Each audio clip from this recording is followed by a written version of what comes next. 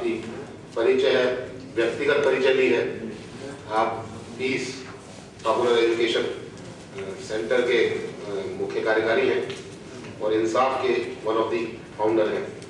और आप सबको मालूम है कि इस बार जो आईबी की रिपोर्ट आई थी, उस रिपोर्ट में इंसाफ का विशेष तौर पर नाम था और उस सब पूरी प्रक्रिया के खिलाफ जो आंदोलन चल रहा है उसका नेतृत्व भी आप कर रहे हैं।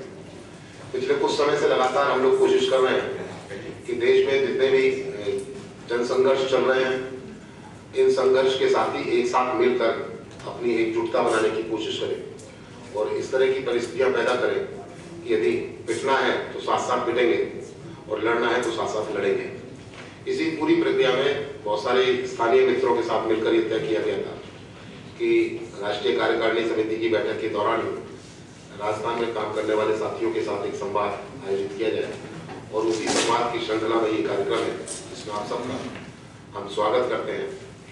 और हम उम्मीद करते हैं कि इस चर्चा में अनिल चौधरी जी अपना पूरा व्याख्यान देंगे, उसके बाद कुछ आपस में बातचीत भी हम करेंगे ताकि कोई एक रास्ता हम लोग निकाल सकें कि वर्तमान परिप्रेक्ष्य में भारत में जो जनसंघर्ष चल रहे हैं उनकी दिशा क्या है, क्या भविष्य हो सकता है, हम लोगों को किस तरह आगे काम करने की जरूरत है। इस पूरे परिप्रेक्ष्य में अनिल चौधरी जी का व्याख्यान होगा।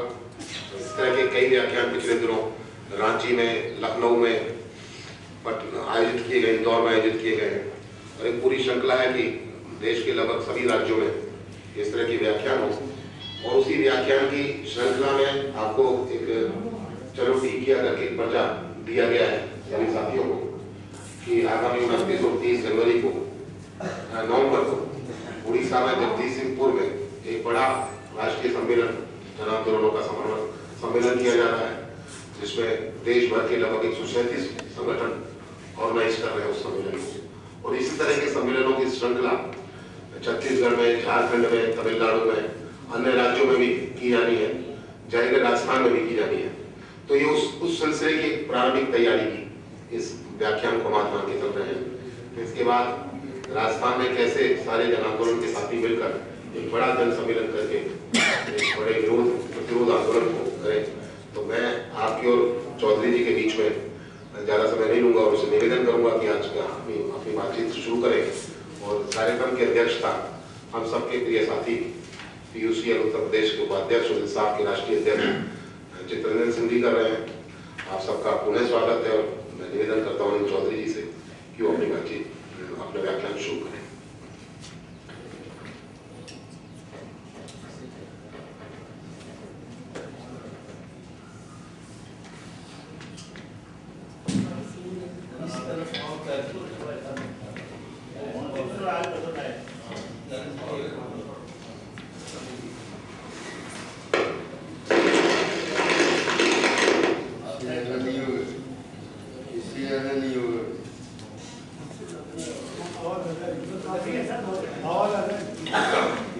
वही बैठ जाऊंगा। मेरा कुछ संरचनात्मक डिफेक्ट है जिससे बोलने में आवाज बढ़िया नहीं निकलती और मैं 40 साल से तो दिल्ली में रह रहा हूँ लेकिन मैं उत्तर प्रदेश का रहने वाला हूँ और वहाँ पे एक कहावत है जो बोलते हैं कि पुदीने के झाड़ पे चढ़ाना है। ये हमारे साथी लोग जो है ये हमको पुदीने के झाड़ पे चढ़ाते रहते हैं और मेरे को खड़ा कर दिया है। और एजुकेटर और टीचर में यही फर्क होता है। मैं 17 इंटरव्यू का रिजेक्टेड टीचर हूँ, तो इसके मतलब टीचर की क्वालिटी नहीं थी। टीचर के लिए पहले से लेक्चर तैयार होता है।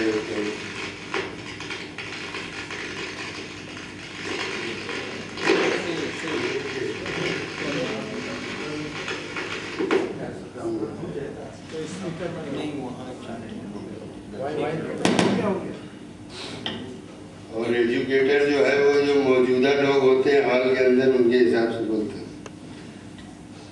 टीचर नहीं बोल पाता है वैसे। तो मुझे लगता है वहाँ से रिजेक्ट किया गया इसीलिए थोड़ी बहुत देर। अब जब से विद्रोही जी ने मेरे को ये विषय बताया है तब से दिमाग में चलता रहता है खाली। तो मुझे लग रहा था कि सबसे बड़ी दिक्कत होती है शुरू कहाँ से करूँ। ये जो विषय है ये तो हरि की तरह है, हिंदी में कहते हैं हरि अनंत, हरि कथा अनंता। कहीं से भी शुरू किया जा सकता है और अंत ढूंढे नहीं मिल सकता है, ऐसा विषय है। और इस विषय में सबसे बड़ी समस्या है कहाँ से शुरू करो। तो अगर शुरुआत में कुछ गड़बड़ हो तो माफ़ कीजिएगा, लेकिन एक भरोसा दिलाता हूँ आखिर तक बांध दूंगा उसको। मुझे ये लग रहा था इसमें सोचने में कि आप वर्तमान परिस्थिति में जन संघर्षों की दिशा, ये जो पूरा विषय है, या इसको अगर विषय की जगह हम ऐसे बोले फिनोमेना है, तो किसी भी वस्तु स्थिति को या फिनोमेना को समझने के लिए 21वीं सदी में हम लोग हैं और 3D का जमाना है, तो बिना 3D के काम नहीं चलता। हर वस्तु स्थिति के 3 आयाम होते हैं और उन तीनों आयामों पे नज़र डाले बगैर अगर हम किसी चीज़ को समझने की कोशिश करते हैं तो उसमें परिपूर्णता नहीं आ पाती।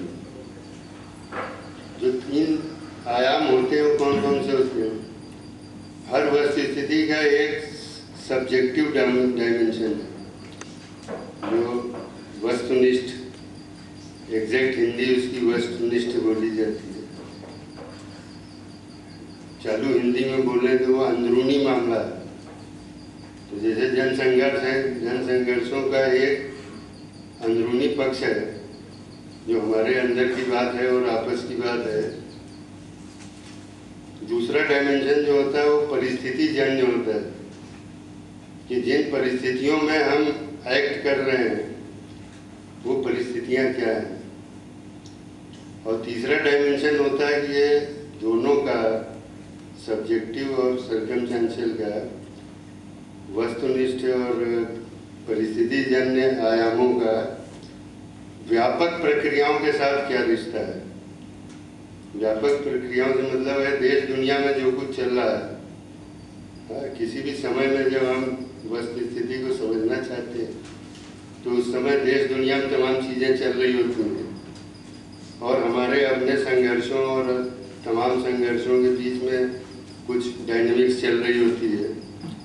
उन तीनों को एक साथ अगर हम रख के देखते हैं तभी उसको वाकई में हम समझ सकते हैं। अगर सिर्फ एक पक्ष ही देखते हैं हम तो वो सही नतीजे पर नहीं पहुंच पाते। हम सिर्फ आपस की डायनेमिक्स देखें, अंदर की चीज़ें देखें तो वो समझ पक्की नहीं होगी। और अगर हम सिर्फ परिस्थितियों का विश्लेषण करके ये हो गया है, 14 का रिजल्ट ये आ गया, ये हो गया, ऐसे हो गया, तो अब ये करना वो भी सही नहीं होगा। क्योंकि ये दोनों जो हैं ये ऐसे समय में हो रही है दुनिया के स्तर पे भी कुछ चल रहा है,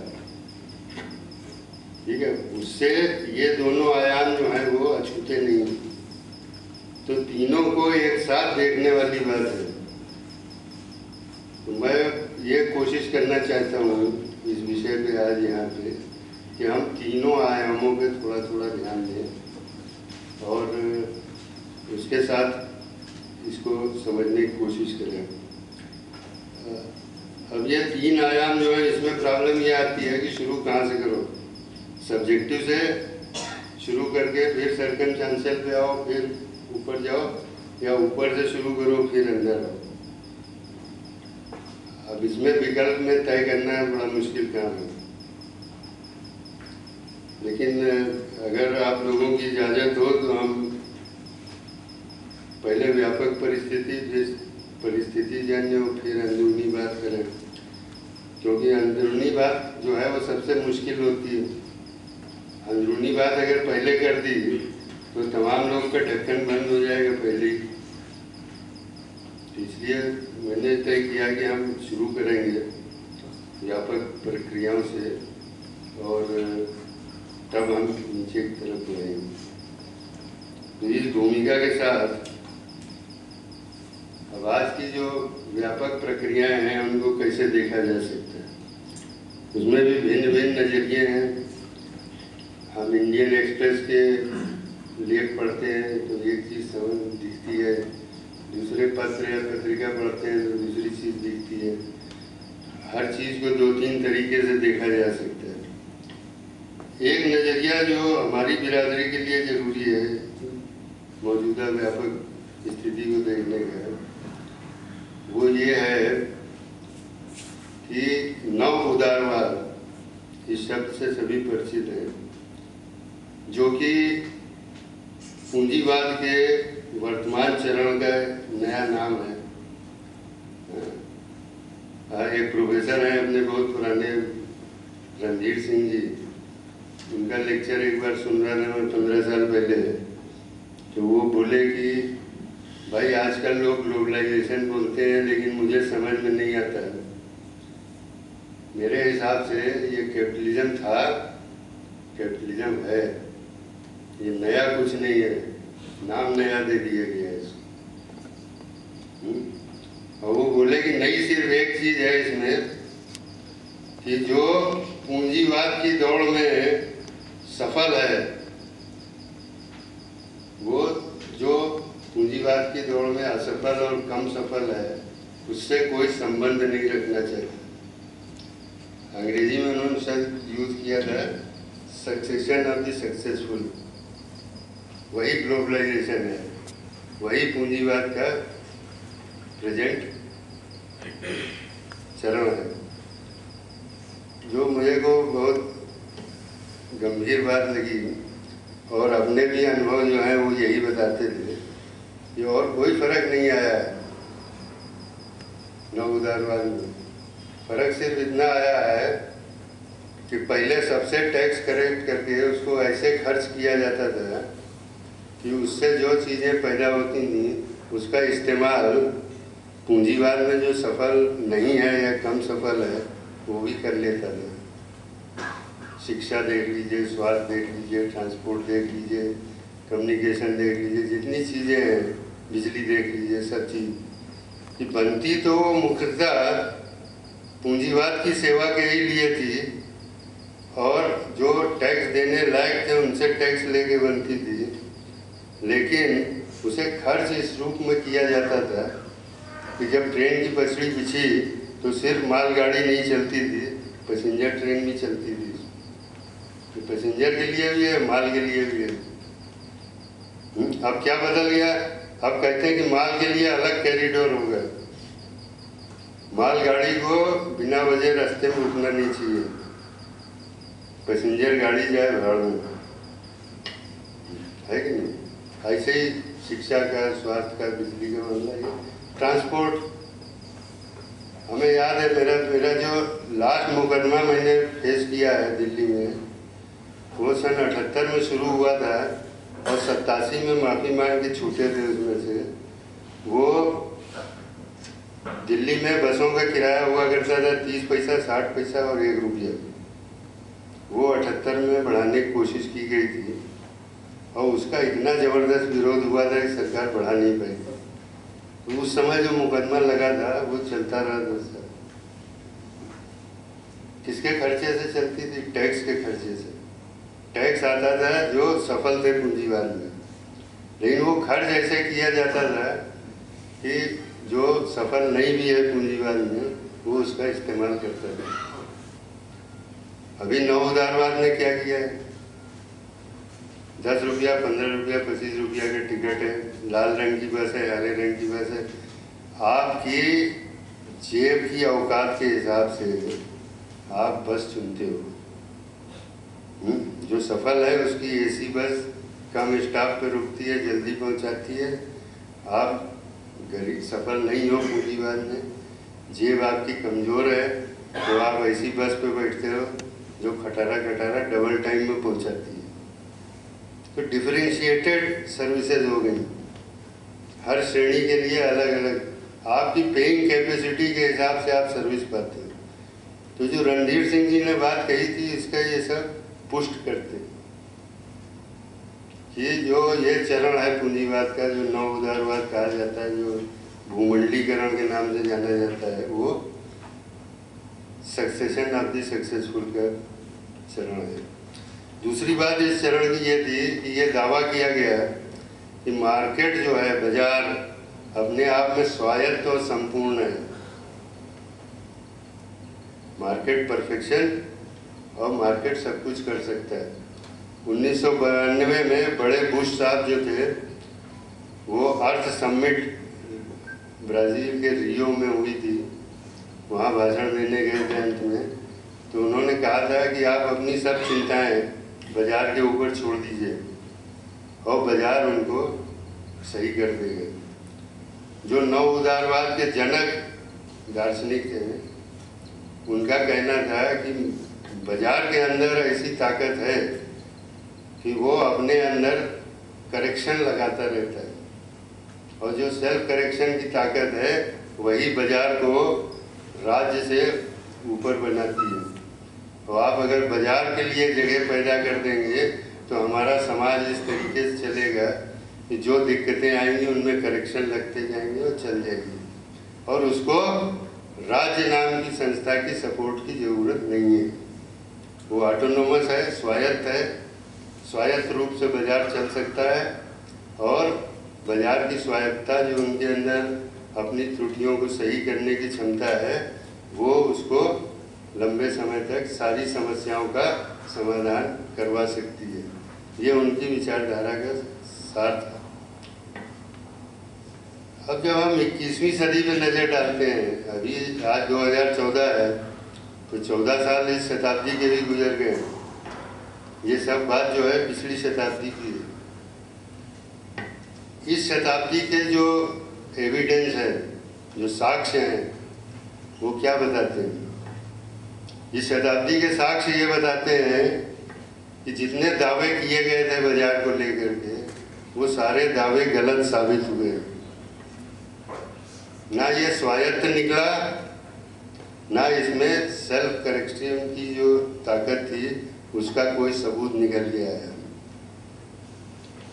अगर बाजार स्वायत्त था तो 2008 का जो संकट आया 21वीं शताब्दी में अमेरिका में, उसके लिए राज्य को अपने खजाने से बैंकों को और जनरल मोटर्स को इतना पैसा क्यों देना पड़ा?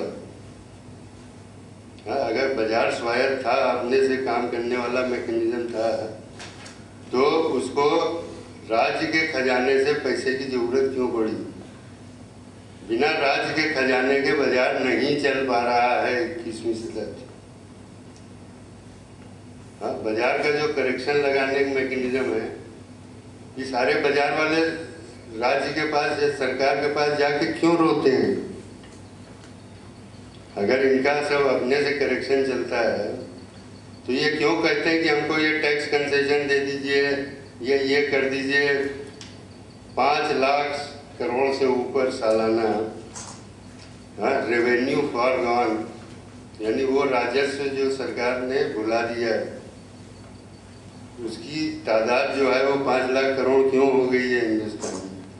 अगर बाजार अपने में परिपूर्ण है और अपने से सारी गतिविधियों को चला सकता है तो उसको सरकार से ये सहायता, ये सब्सिडी क्यों चाहिए? अब खेल कहाँ पे है कि गरीब को जो कुछ दिया जाता है उसको सब्सिडी बोल देते हैं, और इंडस्ट्री को और बिजनेस को जो कुछ दिया जाता है उसको कह देते हैं कि इंसेंटिव है। तो 5 लाख करोड़ से ज़्यादा का इंसेंटिव देते हैं इंडस्ट्री और बिजनेस को, उसके बगैर वो चल नहीं पा रहा है, तो वो परिपूर्ण तो नहीं माना जा सकता। और गरीब को जो सब्सिडी देते हैं उसको ख़त्म करने पे आमादा है पूरी तरीके से कि ये नहीं ख़त्म हुई तो देश बैठ जाएगा। जिसकी औकात 5 लाख करोड़ से क्या मतलब 1.5 लाख करोड़ में निपट जाती है। तो ये जो परिदृश्य है 21वीं सदी जिसमें हम जी रहे हैं, जिसमें हमें लड़ना है, लड़ाई चल रही है हमारी, वो ये हमको दर्शाती है कि जितने दावे थे बाजार के वो फेल हो चुके हैं। इसका एक और है चीज़ कि आज की तारीख में हम देखते हैं तो कोई भी देश अपनी विकास दर को रोके नहीं रख पा रहा। चीन जो है वो 9-10% चल रही थी, अभी जो है वो 7-8% में कोशिश करनी पड़ रही है। 9-10 तो इतिहास हो गया। अपना देश है, अपना देश भी 9 तक पहुंच गया था। 9 तो दूर है, अभी फिर 5-6 पे बहस चल रही है। आजकल के आंकड़े 5-6 के बीच में ताकत लगा है। जिसकी 3% थी वो 2.5% पे जोर लगाने में लगा हुआ है। दुनिया के किसी भी देश को उठा के उसके आंकड़े देखेंगे तो ये बताता है कि विकास दर को जिसकी जितनी थी उसको कायम रखने में कोई सक्षम नहीं है। चाहे चीन हो, ब्राज़ील हो, भारत हो, अमेरिका हो, यूरोप के देश हो, जर्मनी हो, कोई भी हो, उसकी पिछले दिनों जो विकास दर थी उसको कायम नहीं रख पा रहे। तो अगर विकास दर आप कायम नहीं रख सकते हैं, उसको आगे नहीं बढ़ा सकते हैं, तो ये विकास दर आधारित विकास का मॉडल, नव उदारवाद का मुख्य फार्मूला फेल है। जो मुख्य पॉइंट मैं यहाँ पे रखना चाहता हूँ आंदोलनों के संदर्भ में, वो ये है कि इस पृष्ठभूमि में जो नव उदारवाद के लाभान्वित हैं, जो पूंजीवाद के वर्तमान चरण के लाभान्वित हैं, उनके अंदर एक किस्म का अंग्रेजी में शब्द डेस्परेशन है। हम लोग हमेशा गरीबों के हिसाब से सोचते हैं, गरीबों के लिए काम करते हैं। संपन्न और सत्तावानों की क्या समस्याएं हैं, इस पर विचार नहीं करते हैं। सत्तावान और संपन्नों की समस्या ये है कि उनकी आने वाली पीढ़ी संपन्न और सत्तावान कैसे बनी रहेंगी। हमारी नौकरी चली जाती है, 5,000 की नौकरी चली गई तो 5,000 की प्रॉब्लम अलग है। अबे 5 लाख करोड़ का धंधा अगर चला गया है, बैठ गया, तो उनका तो हार्ट फेल हो जाएगा। नहीं, 5,000 की समस्या और 5 लाख करोड़ की समस्या समान है? ऐसा हो सकता है क्या? जितनी घंटियां बज रही हैं पीछे से, पूंजीवाद संकटग्रस्त है। संकट जो है वो पूंजीवाद का अभिन्न अंग रहा है, इनहेरेंट है। ठीक, उसका बहुत सिंपल उदाहरण है कि आप एक फैक्ट्री लगाइए जो 5 लाख मोटरसाइकिल साल की पैदा करती है या 1 लाख पैदा करती है। अब 1 लाख मोटरसाइकिल वाली फैक्ट्री अगर लग गई तो वो हर साल 1 लाख मोटरसाइकिल पैदा करेगी। जो लोग हैं जहाँ पे फैक्ट्री आपने लगाया है, उनकी जेब में 40,000 रुपया होना चाहिए मोटरसाइकिल खरीदने के लिए। 40,000 रुपया जेब में होने वाले 5 लाख लोग हैं। ठीक है, तो 5 साल तक तो चल गई फैक्ट्री। अब वो छठे साल भी 1 लाख बनाएगी, वो कैसे बिकेगी? क्योंकि 5 लाख जिनकी जेब में है वो बचे नहीं, 40,000। तब क्या है, फिर आपने रास्ता निकाला कि इनका EMI लगा दो कि सस्ती किस्तों पे आप ले जाओ मोटरसाइकिल। तो भाई 1 साल और बिक गई 1 लाख। अब वो किस्त वाले भी खत्म हो गए, तो कहाँ पहुँच गए? ये 900 रुपया दो, मोटरसाइकिल चला के चले जाओ शोरूम से, है कि नहीं? आजकल यही हाल है ना कि 900 रुपये, 40,000 का माल 900 जमा करके ले जाओ। ये क्या है? ये डेस्परेशन है मार्केट का संकट है। पूंजीवाद का इतिहास ऐसा है कि वो संकट कभी कभी आया करता था। 2 दशक पे एक, फिर वो 1 दशक पे आने लगा, फिर 5-5 साल पे आने लगा। 1970 से ये जो संकट है विश्व पूंजीवादी व्यवस्था का, वो 24/7 हो गया पूरे टाइम है। अंग्रेजी में शब्द है perpetual. The crisis in capitalist system has become perpetual. Perpetual का मतलब है 24 घंटे 7 दिन, मतलब हर समय क्राइसिस ही है। अगर अपने यहाँ की इकनॉमी में समझना चाहते हैं तो मुझे दिख रहा है कि काफ़ी लोग अपने हम उम्र हैं, तो हमारे जो हम उम्र लोग हैं उनको याद होगा कि पहले कपड़े का बैनर लगता था, कपड़े पे छूट कर, याद है ना, वो दिवाली दशहरा पे कि भाई 20% डिस्काउंट, वो कपड़े के बैनर बनते थे। सन 80 में वो सब टीन के बैनर बन गए थे, हाँ? और 30% डिस्काउंट सालों भर चलने लग गया था कि नहीं। मेरा मानना यह है कि आपको अर्थशास्त्री होने की जरूरत नहीं है।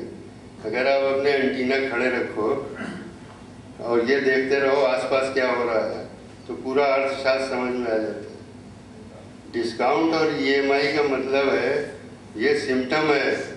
जैसे मलेरिया में ठंड लगती है और तेज बुखार आता है सुबह शाम, तो हमें पता लगता है कि मलेरिया होगा। उसी तरीके से पूंजीवाद के संकट का मतलब है कि अगर ईएमआई चालू हो गई है और डिस्काउंट के बैनर की जगह टीन के बोर्ड लग गए हैं जो सालों भर लगे हुए हैं, तो इसके मतलब संकट गहरा है। तो इन संकट से निपटने के लिए वो बड़ी तिकड़म ट्राई करते रहते हैं। मैंने बहुत अध्ययन करने की कोशिश की इसमें। मैंने कहा यार, पूंजीवाद के पास इतनी ताकत है, इतना दिमाग है, इतनी यूनिवर्सिटियों पे उनका कब्जा है, सब है, तो ये अपने संकट का समाधान क्यों नहीं खोज लेते? तो मुझे 30 साल में भाई ये बात समझ में आई है कि वो समाधान खोजने के लिए अपना टाइम वेस्ट नहीं करना चाहिए। क्यों? क्योंकि उन्हें पता है कि पूंजीवाद के अंदर इसका समाधान है ही नहीं। वो हमारी तरह बेवकूफ़ थोड़े ना, समझदार लोग हैं। जैसे मेरे उस्ताद कह गए थे, बेटा औकात मत भूलना अपनी। तो जो पूंजीवाद है वो अपनी औकात कभी नहीं भूलता। उनको पता है कि समाधान खाले है ही नहीं, इसमें टाइम क्यों खराब करते हो। तो वो हमेशा इस तिकड़म में लगे रहते हैं कि कोई तिकड़म निकल आए कि जो संकट है वो आगे बढ़ जाए, खिसक जाए, आज की तारीख में टल जाए। इसका परमानेंट समाधान पूंजीवाद के अंदर नहीं है। तो इसीलिए वो क्या करते हैं, कभी बैंक के पॉलिसी में फर्क कर देते हैं, कभी किसी पॉलिसी में फर्क कर देते हैं और संकट को खिसका देते हैं। उस परिस्थिति जन्य पर चीज़ें जो हैं वो उनकी मदद कर देती हैं। जैसे 70 का जब संकट आया तो सबसे पहले उनकी मदद हो गई किस बात से, कि जितने सब ये अरब के शेख लोग पेट्रोल के दाम बढ़े थे, खूब कमा रहे थे, वो अपने यहाँ पैसा नहीं रखते थे बैंक में, वो जाके यूरोप और अमेरिका में पैसा जमा करते थे। तो यूरोप और अमेरिका के बैंकों के पास बहुत पैसा आ गया, तो उनके सामने समस्या है कि उन्होंने बैंक में चेंज ला दिया। वो बोले कि बैंक की जो बैलेंस शीट बनेगी उसमें आउटस्टैंडिंग लोन, जो बकाया कर्जा आपका है, वो असेट माना जाएगा, लायबिलिटी नहीं माना जाएगा। अब इससे क्रांतिकारी परिवर्तन हो गया विश्व पूंजीवाद में। क्या क्रांतिकारी परिवर्तन हुआ कि कर्जा एक प्रोडक्ट बन गया, कि जितना आप ज़्यादा कर्जा बांटोगे और आपका बकाया कर्ज पड़ा होगा, उतनी आपकी असेट वैल्यू ज़्यादा होगी। और बैंक जो है अपने शेयर बाजार में लगाएंगी, तो वहाँ एसेट वैल्यू के हिसाब से आकलन होता है, ठीक है। तो जितना ज़्यादा कर्जा आपने बांट दिया उतना आपका एसेट वैल्यू बढ़ गया है, एसेट वैल्यू बढ़ गया तो आपका शेयर अब चल रहा है। तो बैंक की जो है बल्ले बल्ले है। इस फर्क को लाने से क्या हुआ कि आज की तारीख में हम जब देखते हैं 70 के बाद, तो हमें लगता है कि आज पूरी दुनिया में हाउस होल्ड से लेके, घर से लेके, कंपनियां, देश, सब क्रेडिट पे आधारित है, कर्जे पे। कि अगर कर्जा, आप में से तमाम को याद होगा कि जब हम लोग नौकरी वोकरी करने पहुंच रहे थे तो 10,000 डिपॉजिट करके स्कूटर का रजिस्ट्रेशन करवाना पड़ता था, और 1.5-2 साल बाद नंबर आता था स्कूटर खरीदने का। आता नहीं, क्या मतलब है इसका? कि पहले कमाओ बचाओ फिर खरीदो, कमाओ बचाओ खरीदो, ये सिस्टम था। वो भी पूंजीवाद था, ये भी पूंजीवाद है।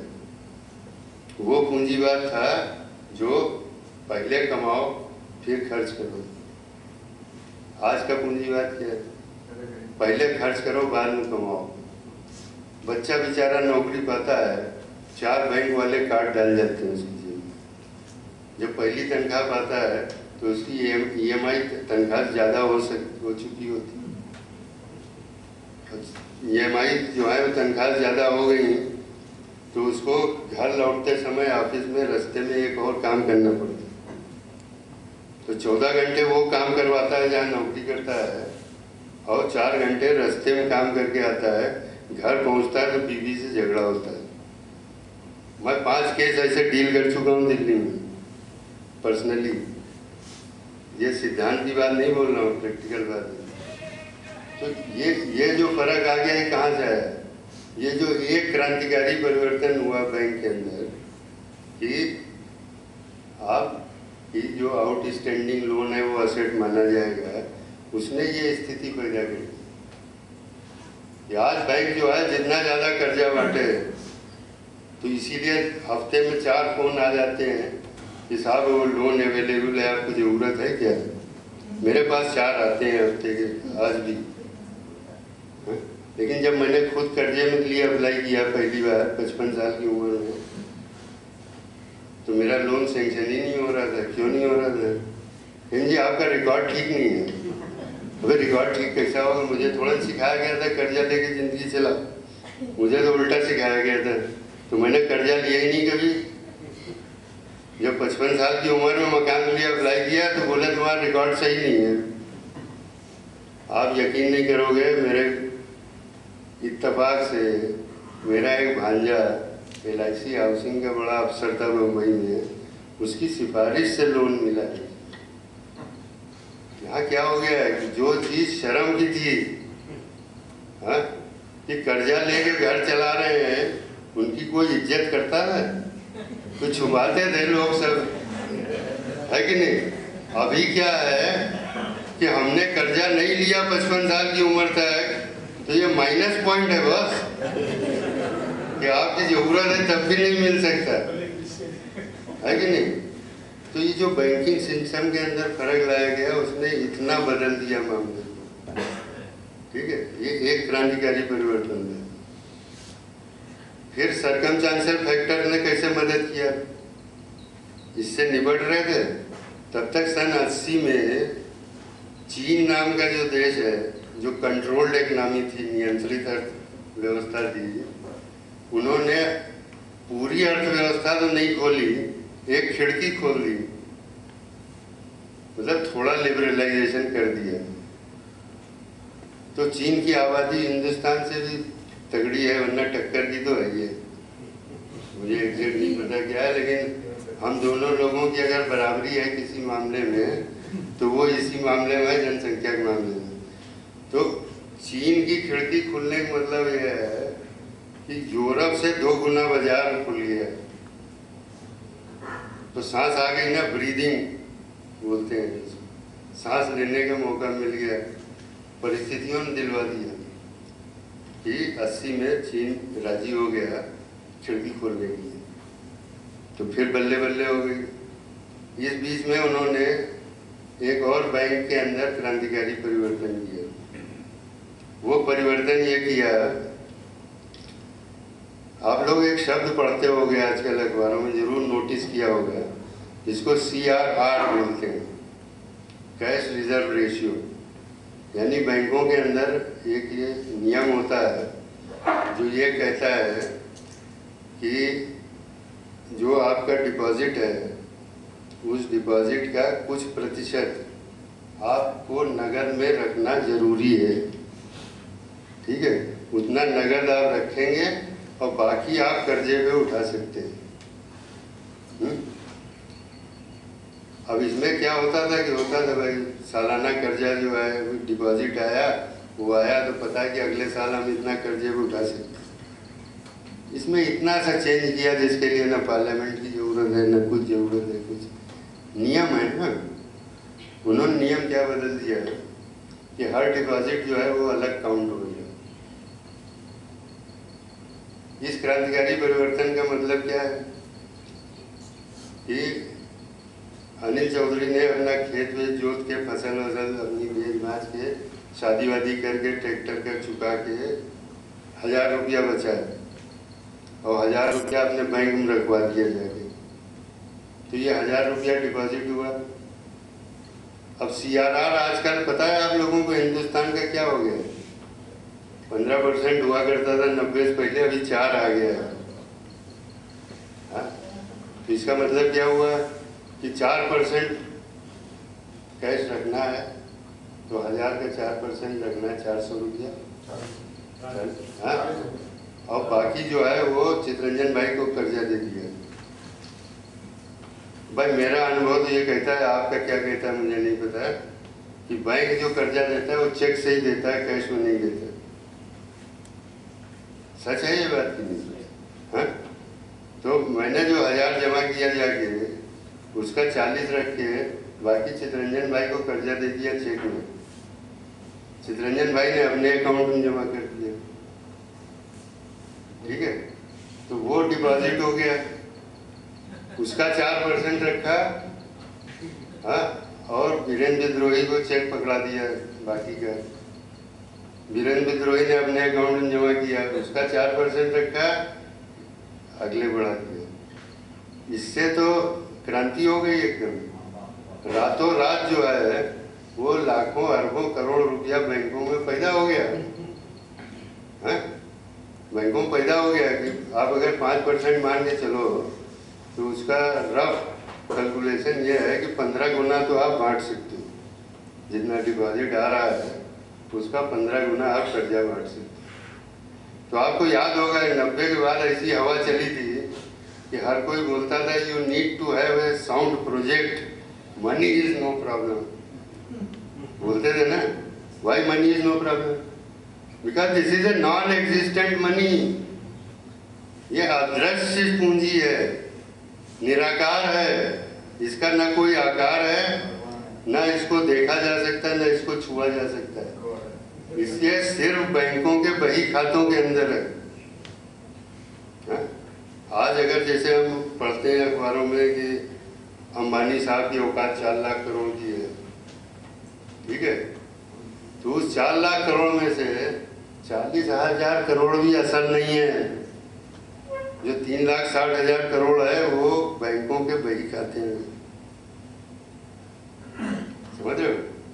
अगर 5% लोग किसी बैंक के अंदर एक ही दिन एक ही समय पे अपनी रकम विड्रा करने चला जाए, वो बैंक बैठ जाएगी। वो बैंक नहीं दे सकती 5% से ऊपर, उनके पास है नहीं। वो सब आउटस्टैंडिंग लोन एसेट में, वो रियल में किसी सेफ के अंदर या तिजोरी में नगद वो रखा हुआ नहीं है, नहीं लौटा सकते। तो इस क्रांतिकारी परिवर्तन ने अदृश्य और निराकार पूंजी को, एमॉर्फस कैपिटल जो है, उसको मेन आइटम बना दिया है। आज जो पूंजीवाद है 2014 में, वो इस पूंजी के द्वारा ड्रिवेन है। हाँ, उसका जो स्टीयरिंग है, जो पहिया है, वो इस अदृश्य और निराकार पूंजी के हाथ में है। ये कुछ उदाहरण हैं और बहुत से उदाहरण दिए जा सकते हैं कि कैसे छोटे छोटे पॉलिसी चेंजेस के हिसाब से वो जो है अपनी संकट को पोस्टपोन करते रहे, संकट का समाधान खोजने में टाइम नहीं पैदा करते। अब जो ये स्थिति है 2008 से जो है वो चीज़ें बदलना शुरू हुई कि 2008 में बैंकों की घंटी बजना शुरू हो गई। पहले 98 में बजी थी, जिसको बोला गया था कि एशिया के अंदर करेंसी क्राइसिस आया है, मुद्रा का संकट बोला गया था। जब थाईलैंड, कोरिया और ये सब जो साउथ ईस्ट एशिया के देश थे, इनके अंदर पूंजीवाद का संकट आया हुआ था और उस संकट को उन्होंने परिभाषित किया मुद्रा का संकट। हकीकत वो व्यवस्था का संकट था, लेकिन उसकी परिभाषा मुद्रा का संकट इसकी 2008 में अमेरिका के अंदर संकट आया बहुत क्लियर रूप से। अगर कोई अंधा नहीं है या उसने काला चश्मा अपनी मर्जी से नहीं लगाया हुआ है, वो इस बात को देख सकता है कि 2008 का अमेरिका का संकट जो है वो बैंकिंग का संकट था। बैंकों ने क्या किया है, जो कर्जा आप बांट रहे हो, प्रोडक्ट हो गया ना कर्जा, जितना कर्जा बांटोगे आपका एसेट बढ़ेगा, खूब कर्जा बांटा, फिर कर्जे की खरीद फरोख्त होने लगी। हाँ, आप देखते हो आजकल एक ऐड आता है FM रेडियो के ऊपर कि बचत करना चाहते हो तो ऐसा करो कि अपना हाउसिंग लोन जो है वो SBI लोन में शिफ्ट कर दो, तो तुम्हारी EMI कम हो जाएगी और तुम कमा लोगे। ठीक है, ये ऐड आता है। मैं बोला था ना अर्थशास्त्री होने के लिए एंटीना खड़े रखने के लिए। अब इस पे जरा लगाओ कि ये क्यों कह रहा है। इसके मतलब एक सिस्टम चल रहा है जिसमें एक बैंक दूसरे बैंक से कर्जा खरीद रही, हाँ, लोन शिफ्टिंग हो रही, स्वैपिंग हो रही है। हाँ, तो इसके वजह से एक दूसरा बाजार पैदा हुआ। तो अमेरिका की पूरा जो संकट था बैंक का, बैंकिंग संकट की अगर खबर फैल जाए तब तो व्यवस्था चौपट हो जाएगी कि लोग तुरंत विड्रॉ करने भागने लगेंगे, और 5% विड्रॉ करने पहुंच गए तो बैंक बैठ जाएगी। तो इसलिए जरूरी है कि छुपा रहे। तो बोले कि सब प्राइम क्राइसिस है, यही हाउसिंग लोन का स्वैपिंग हुआ। जिन्होंने खरीदा था उनके ऊपर इतनी लायबिलिटी आ गई कि अगर मकान तुम जब्त भी कर लो, जब्त करके बेचोगे तो जितना उस पर इकट्ठा हो चुका उतना वापस नहीं आएगा। हमने जो है 25 लाख का लोन लिया, 25 लाख के लोन पे हमें 40 लाख लौटाना है। अब अगर मेरा EMI वापस नहीं जाएगा तो उतने लाख तो अटक जाएंगे ना। वो चाहे SBI में ले जाऊं मैं, LIC से, या कहीं ले जाऊं, तो वो स्थिति आई वहाँ पे।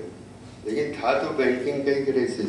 छुपा ले गए, बैंकों को पैसा दिया, खरबों रुपया खजाने से दिया। जनरल मोटर्स बंद हो रही थी, जो सबसे बड़ी कंपनी है उनकी प्राइवेट, वो सरकारी हो गई। सरकार ने शेयर खरीद लिए उनके, उससे सबसे उबारा उन्होंने। तो वही वो जो है, ये सब उदाहरण उधर का भी है कि मार्केट परफेक्ट नहीं है, ऑटोनोमस नहीं है, बिना सरकारी बेल आउट के मार्केट नहीं चलता। और दूसरी तरफ ये बात है कि ये जो बैंकों का अदृश्य पूंजी का, निराकार पूंजी का बुलबुला है, इसको भी CRR कम करके बहुत दिन खींचा नहीं जा सकता है। मैं अक्सर क्या करता हूँ कि हिंदुस्तान टाइम्स का जो बिजनेस टाइम्स आते हैं ना 2 पेज, वो अपने बाथरूम में जाके सीट पे बैठ के पढ़ता हूँ। तो 2008 के टाइम में मैं पढ़ रहा था, तो उसमें एक छोटा सा आइटम आया कि जापान ने अपना CRR 0.3 से कम करके 0.2 कर दिया। कि मतलब अगर जो डिपॉजिट है बैंक को 0.2% अपने पास रखना है नगद, बाकी कर्जा बांट सकते हैं। तो वहीं बैठे बैठे मेरे को लगा कि यार बेटा 0.00 के बाद कहाँ जाओगे? अबे माइनस में हो जाएगा तो कहाँ भरपाई करोगे आगे? तब तो तुम्हें नगद कहीं और से ला के भरना पड़ेगा ना, नहीं हो सकता। तो ये विश्वव्यापी संकट है। किसी भी श्रेणी का पूंजीवादी देश हो, विकसित देश हो, G8 हो, G20 हो, G77 हो, ये संकट 24/7 सब जगह है। 2008 के बाद जो बैंकों की घंटी बजी है, तब से मामला हम लोगों के लिए दिक्कत हो गई। क्योंकि जो अदृश्य और निराकार पूंजी है और जो वैल्यूएशन है आपका बैंकों के खाते में, इसको रियल में तब्दील करने का सबसे आसान और एकमात्र रास्ता है जमीन पे कब्जा।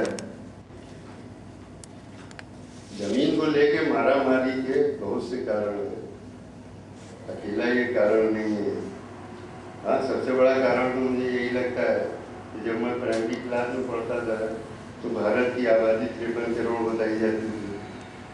56 होती थी, विभाजन के बाद 3 करोड़ पाकिस्तान चले गए, 53 हिंदुस्तान में बचे हुए।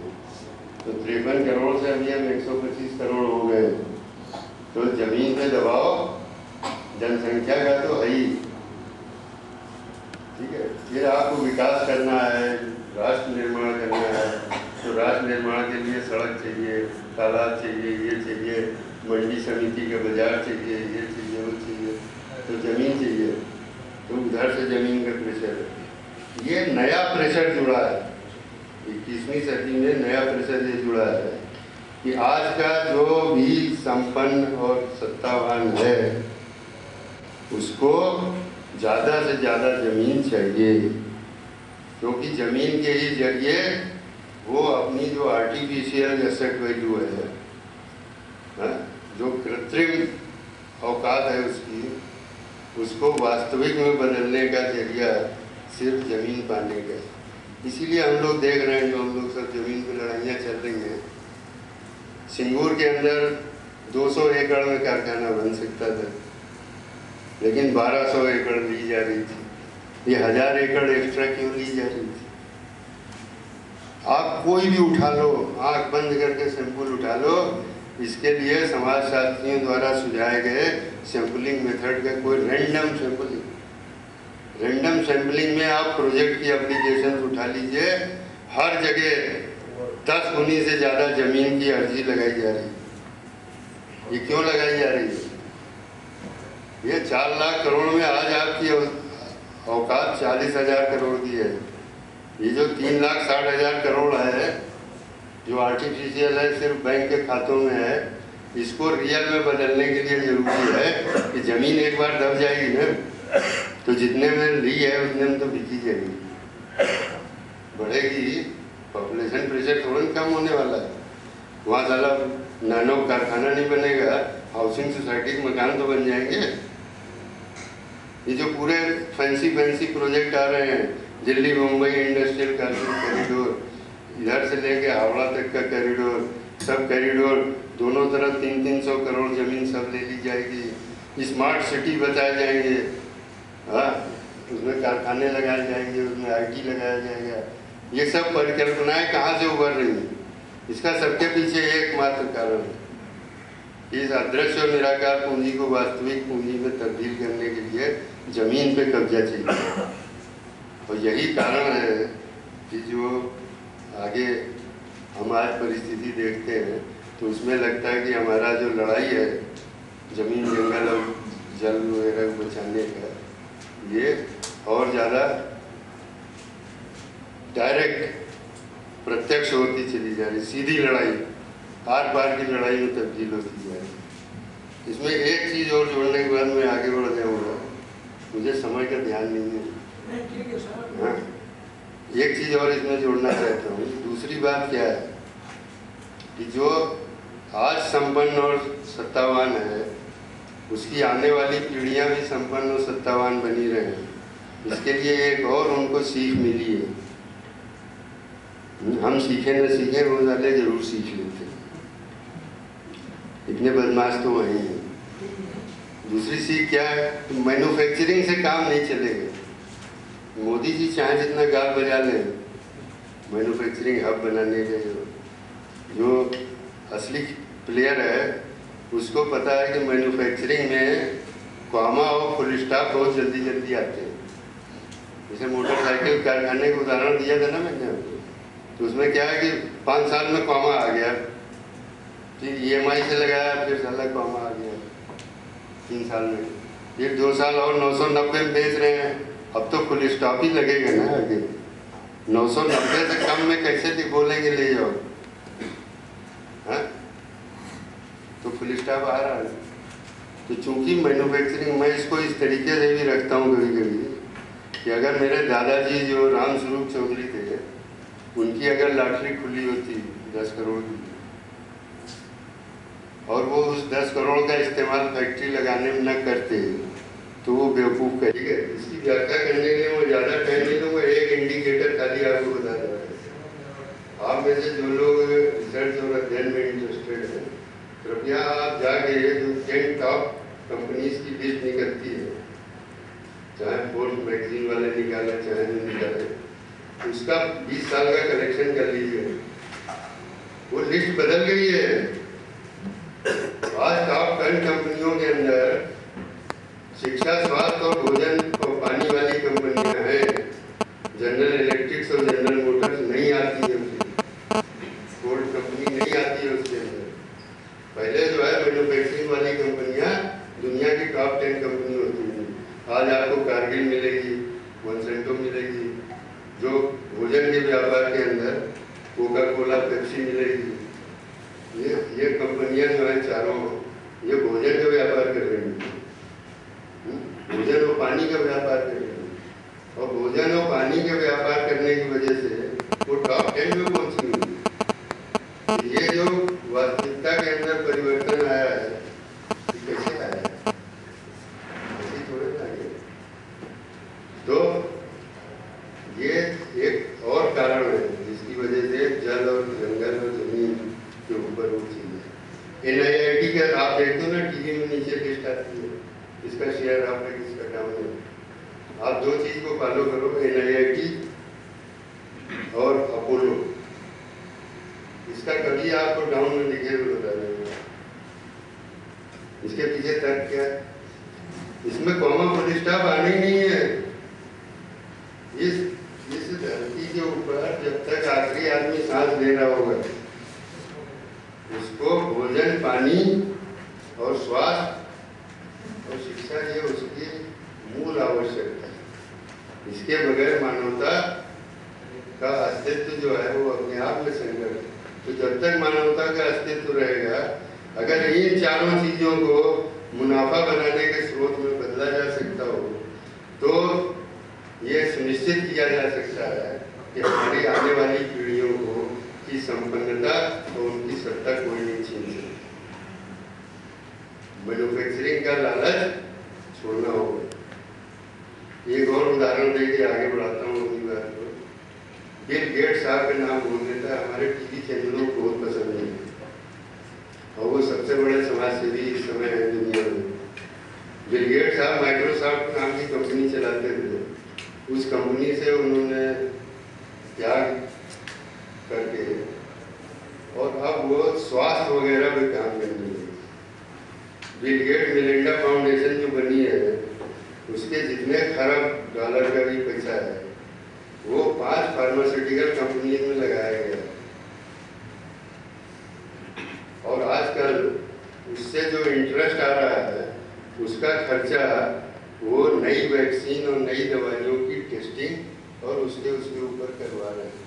यानी उन्होंने एक नया बिजनेस मॉडल डेवलप कर दिया है कि अपनी कमाई को इधर से हटा के तुम स्वास्थ्य में लगा दो।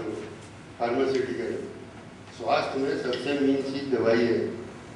आप अपने घर लौट के जाना, पर्चे निकालना, बिल निकालना, दवाई का खर्चा ज़्यादा होता है, डॉक्टर की फीस कम होती है कि नहीं होती। अगर 100 रुपया में डॉक्टर मुंह दिखाई हो जाती है तो जो दवाई लिखता है वो उसमें 500 रुपया खर्च हो जाए। तो स्वास्थ्य में जो मुनाफा है वो दवाई में है। बिल गेट्स को इसीलिए इतना ज्ञान आया और उन्होंने दवाई कंपनियों को पैसा लगा दिया। अब दवाई कंपनियों का बढ़ावा करवाने के लिए वो समाज सेवा कर रहे हैं। उनकी समाज सेवा का हर चरण दवाई कंपनी इसीलिए चाहिए, सिर्फ जमीन के कब्जे से काम नहीं चाहिए। तो ये मोटा मोटा पॉइंट है। अब जो नेक्स्ट चीज है व्यापक उसकी वो ये है जिसके लिए पूंजीवाद और जनतंत्र के रिश्ते को समझना जरूरी है।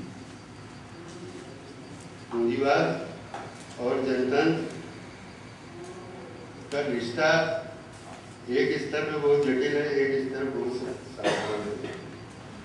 और वो रिश्ता जो है वो पैदाइशी रिश्ता, जन्मजात का रिश्ता बोलते हैं। क्योंकि जनतंत्र का जन्म पूंजीवाद के पहले चरण में जब इसका उद्भव हो रहा था और इसका विस्तार होना था, उसी समय हुआ। और किस लिए हुआ? इसकी जरूरतें पूरी करने के लिए।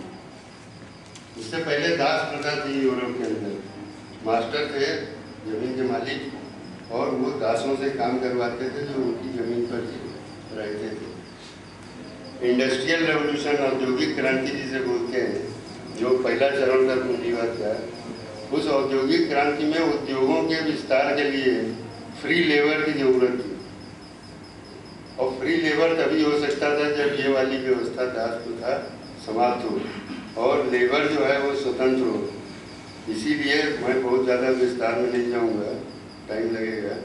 संक्षिप्त में ये याद दिलाता हूँ कि जनतंत्र का और आधुनिक राज्य की जो परिकल्पना है वो स्वतंत्रता, समानता और बंधुत्व के ही नारे पे बनी है। हाँ, रूसो नाम के एक विचारक हुआ करते थे, तो उन्होंने ये बात कही थी। पेरिस, क्या फ्रेंच रेवोल्यूशन बोलते हैं, पेरिस कम्यून की पृष्ठभूमि में ये नारे निकाल के उन्होंने 2-3 बातें बताने की कोशिश की थी।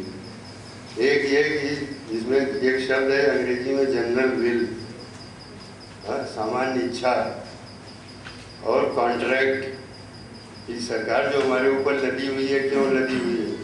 कि रूसो का कहना था कि एक अनुबंध हुआ, कॉन्ट्रैक्ट जनता और सरकार के बीच में, जिसमें जनता ने कहा कि हम तुम्हें ये अधिकार देते हैं और तुम हमारा ये ध्यान रखोगे। तो इसको सोशल कॉन्ट्रैक्ट थ्योरी बोलते हैं। तो ये हुआ कि प्रतिनिधित्व कैसे होगा? तो बोला वो जनरल विल से होगा। ठीक है, तो उत्पत्ति वही हुई। क्यों हुई? कि जिससे उद्योगों का विकास हो सके, वो हो सके। आगे चल के यही चीज रिप्रेजेंटेटिव डेमोक्रेसी में इवॉल्व की। इसका जो विकास है वो प्रतिनिधित्वात्मक जनतंत्र के अंदर हुआ।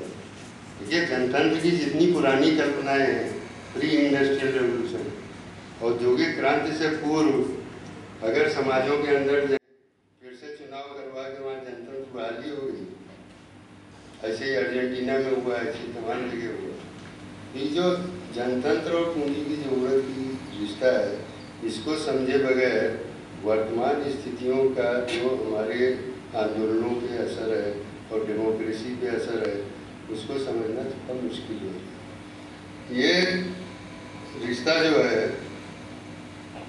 इसको और भी तमाम उदाहरण दिए जा सकते हैं, तो टाइम कट करने के लिए मैं ये मानने लगा हूँ कि पूंजीवाद की ज़रूरतों और जनतंत्र की व्यवस्था के अंदर अलाइनमेंट होना जरूरी है।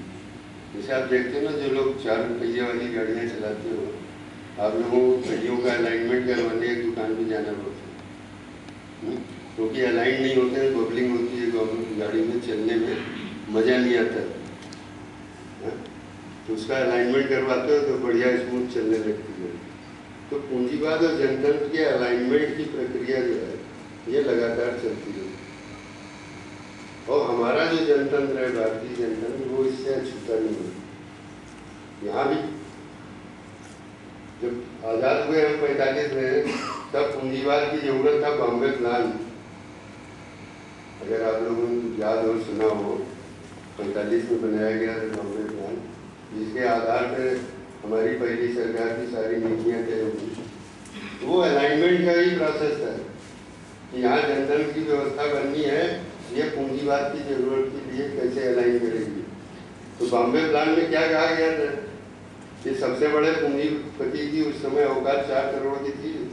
4 करोड़ में रेलवे नहीं बिछाई जा सकती थी, बिजली नहीं बनाई जा सकती थी, टेलीफोन व्यवस्था नहीं चलाई जा सकती थी, सड़कें नहीं बनाई जा सकती थी, ये सब नहीं किया जा सकता था। तो बॉम्बे प्लान का कहना था कि ये सब सरकार करे और हम अपना कंज्यूमर प्रोडक्ट बना करके अपना विकास करें। हम उपभोक्ता की सेवा करेंगे और जो इंफ्रास्ट्रक्चर बोलते हैं जिसको, उसके ऊपर खर्चा सरकार करेगी। हर जगह के पूंजीवाद का ऐसे विकास हुआ। अपने यहाँ का एक स्पष्ट उदाहरण है, आज भी बॉम्बे प्लान का ड्राफ्ट उठा के पढ़ा जा सकता है और हमारे जनतंत्र ने उसके साथ अलाइनमेंट किया। और वही किया। अब वो अलाइनमेंट करने वाले आजकल गाली खा रहे हैं, क्योंकि अब पूंजीवाद की जरूरतें बदल गई हैं। अब पूंजीवाद ऐसी स्थिति में पहुंच गया है कि रेलवे चलाना, कम्युनिकेशन चलाना, बिजली बनाना, ये सब वो खुद कर सकता है। उसकी औकात इतनी हो चुकी है। तो अब वो कहते हैं कि सरकार तुम पीछे हटो, हमें लाने दो। अब इसको जस्टिफाई करने के लिए उन बेचारों को गाली दी जा रही है जिन्होंने उस टाइम उनकी सेवा की थी। वरना 4 करोड़ के लोग 4 लाख करोड़ के कैसे हो गए? ये नेहरू जी की नीतियों से ही हो गए। लेकिन आज नेहरू जी को पूरा भर भर के गाली दी जा रही है।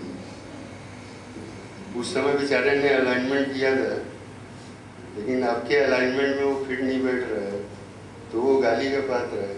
अब आज जो अलाइनमेंट कर रहे हैं, अरे जो मांगोगे मैं दिलवाऊंगा, मेरी छाती 56 इंच की है, तुम जो जमीन मांगोगे वो तुमको दिलवाऊंगा, जो जंगल मांगोगे वो दिलवाऊंगा, जो ठेका मांगोगे वो दिलवाऊंगा।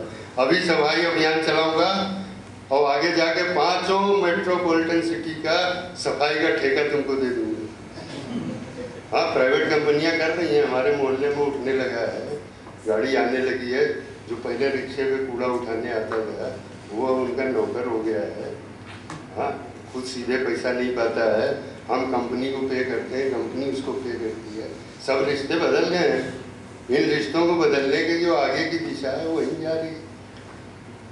हॉस्पिटल का कचरा पूरा जो है सारे अस्पतालों का, वो मल्टीनेशनल कंपनियां ऑलरेडी देख रही हैं।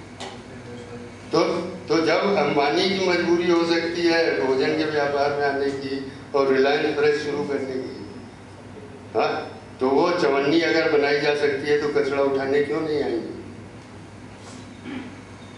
इनके बाप दादाओं ने बिजली नहीं बनाई, कभी पेट्रोल नहीं बनाया, सूद के व्यापार में बदमाशी कर करके उद्योगपति बने, और उसके बावजूद जो है आज वो पेट्रोल के भी मालिक हैं। हाँ, वो बिजली भी बनाते हैं, उनकी बिजली की कंपनियां हैं, वो सब कुछ करते हैं। तुम देख लेना, एक दिन कचरा भी उठाएंगे और यही सरकार 56 इंच वाली ये उनको ठेके देगी। तो अब का जो रीअलाइनमेंट है जनतंत्र और उसका, वो उसकी रिक्वायरमेंट अलग है।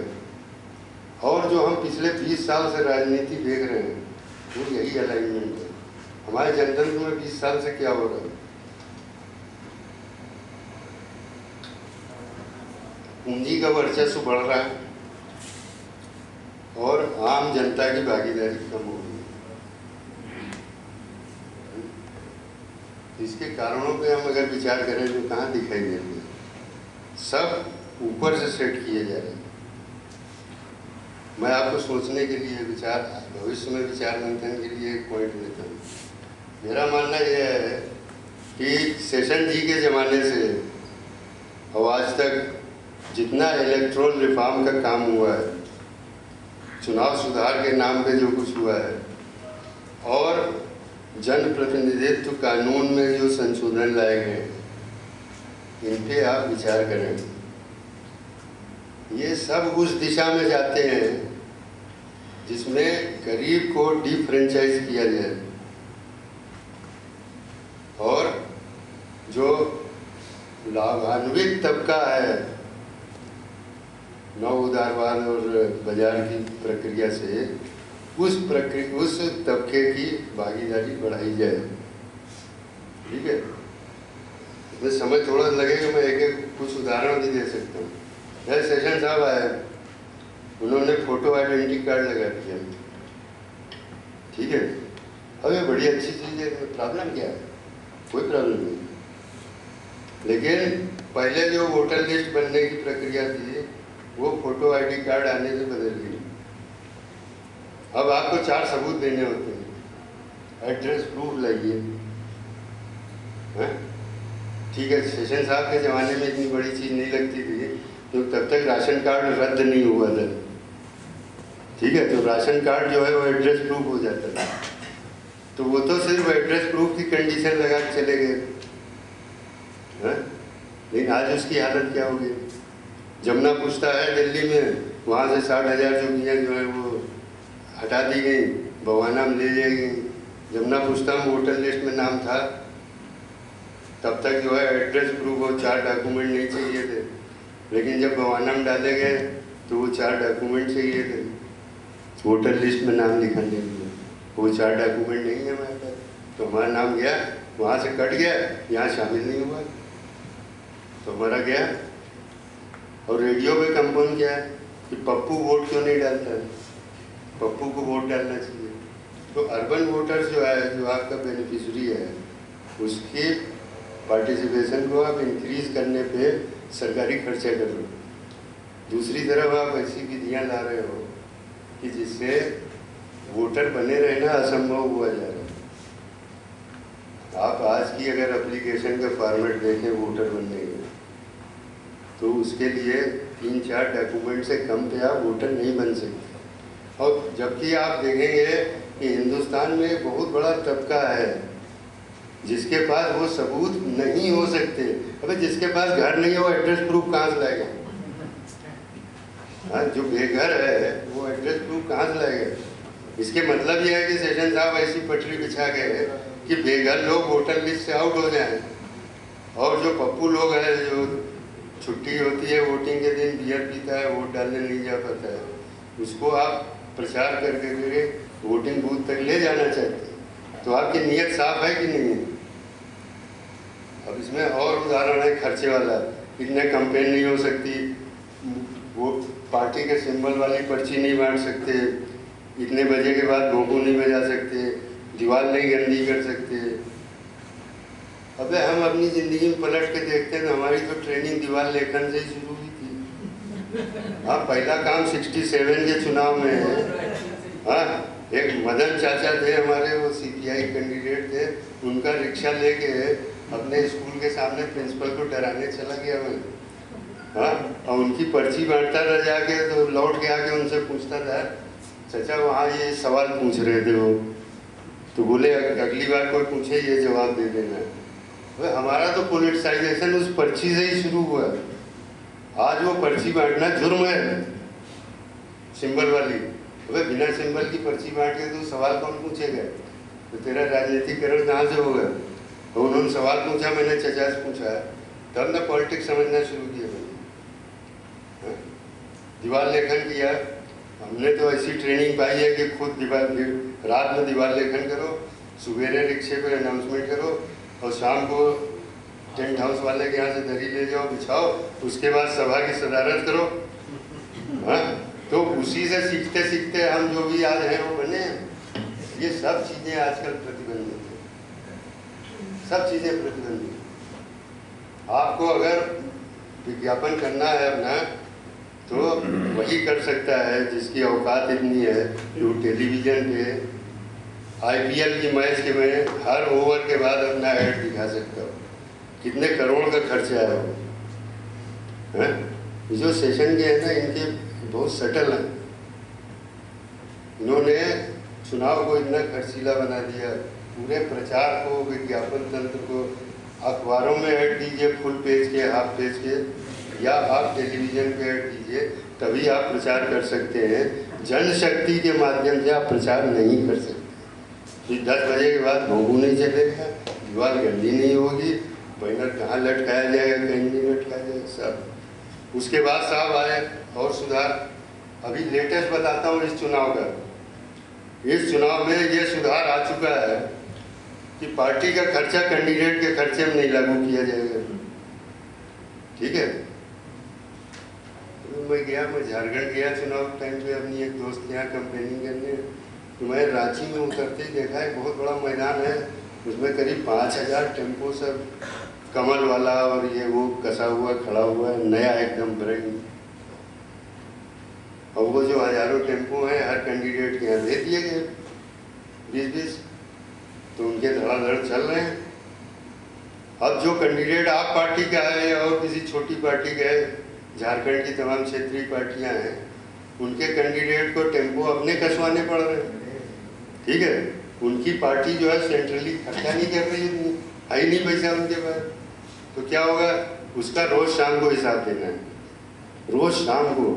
एक मणिशंकर अय्यर ने बहुत बढ़िया पीस लिखा था द वीक के अंदर अपना चुनाव हारने के बाद, कि उन्होंने लिखा कि भाई सबसे पहला जो खर्चा है आज के चुनाव में वो ये है कि नॉमिनेशन फाइल करने के बाद एक चार्टेड अकाउंटेंट को हायर करना।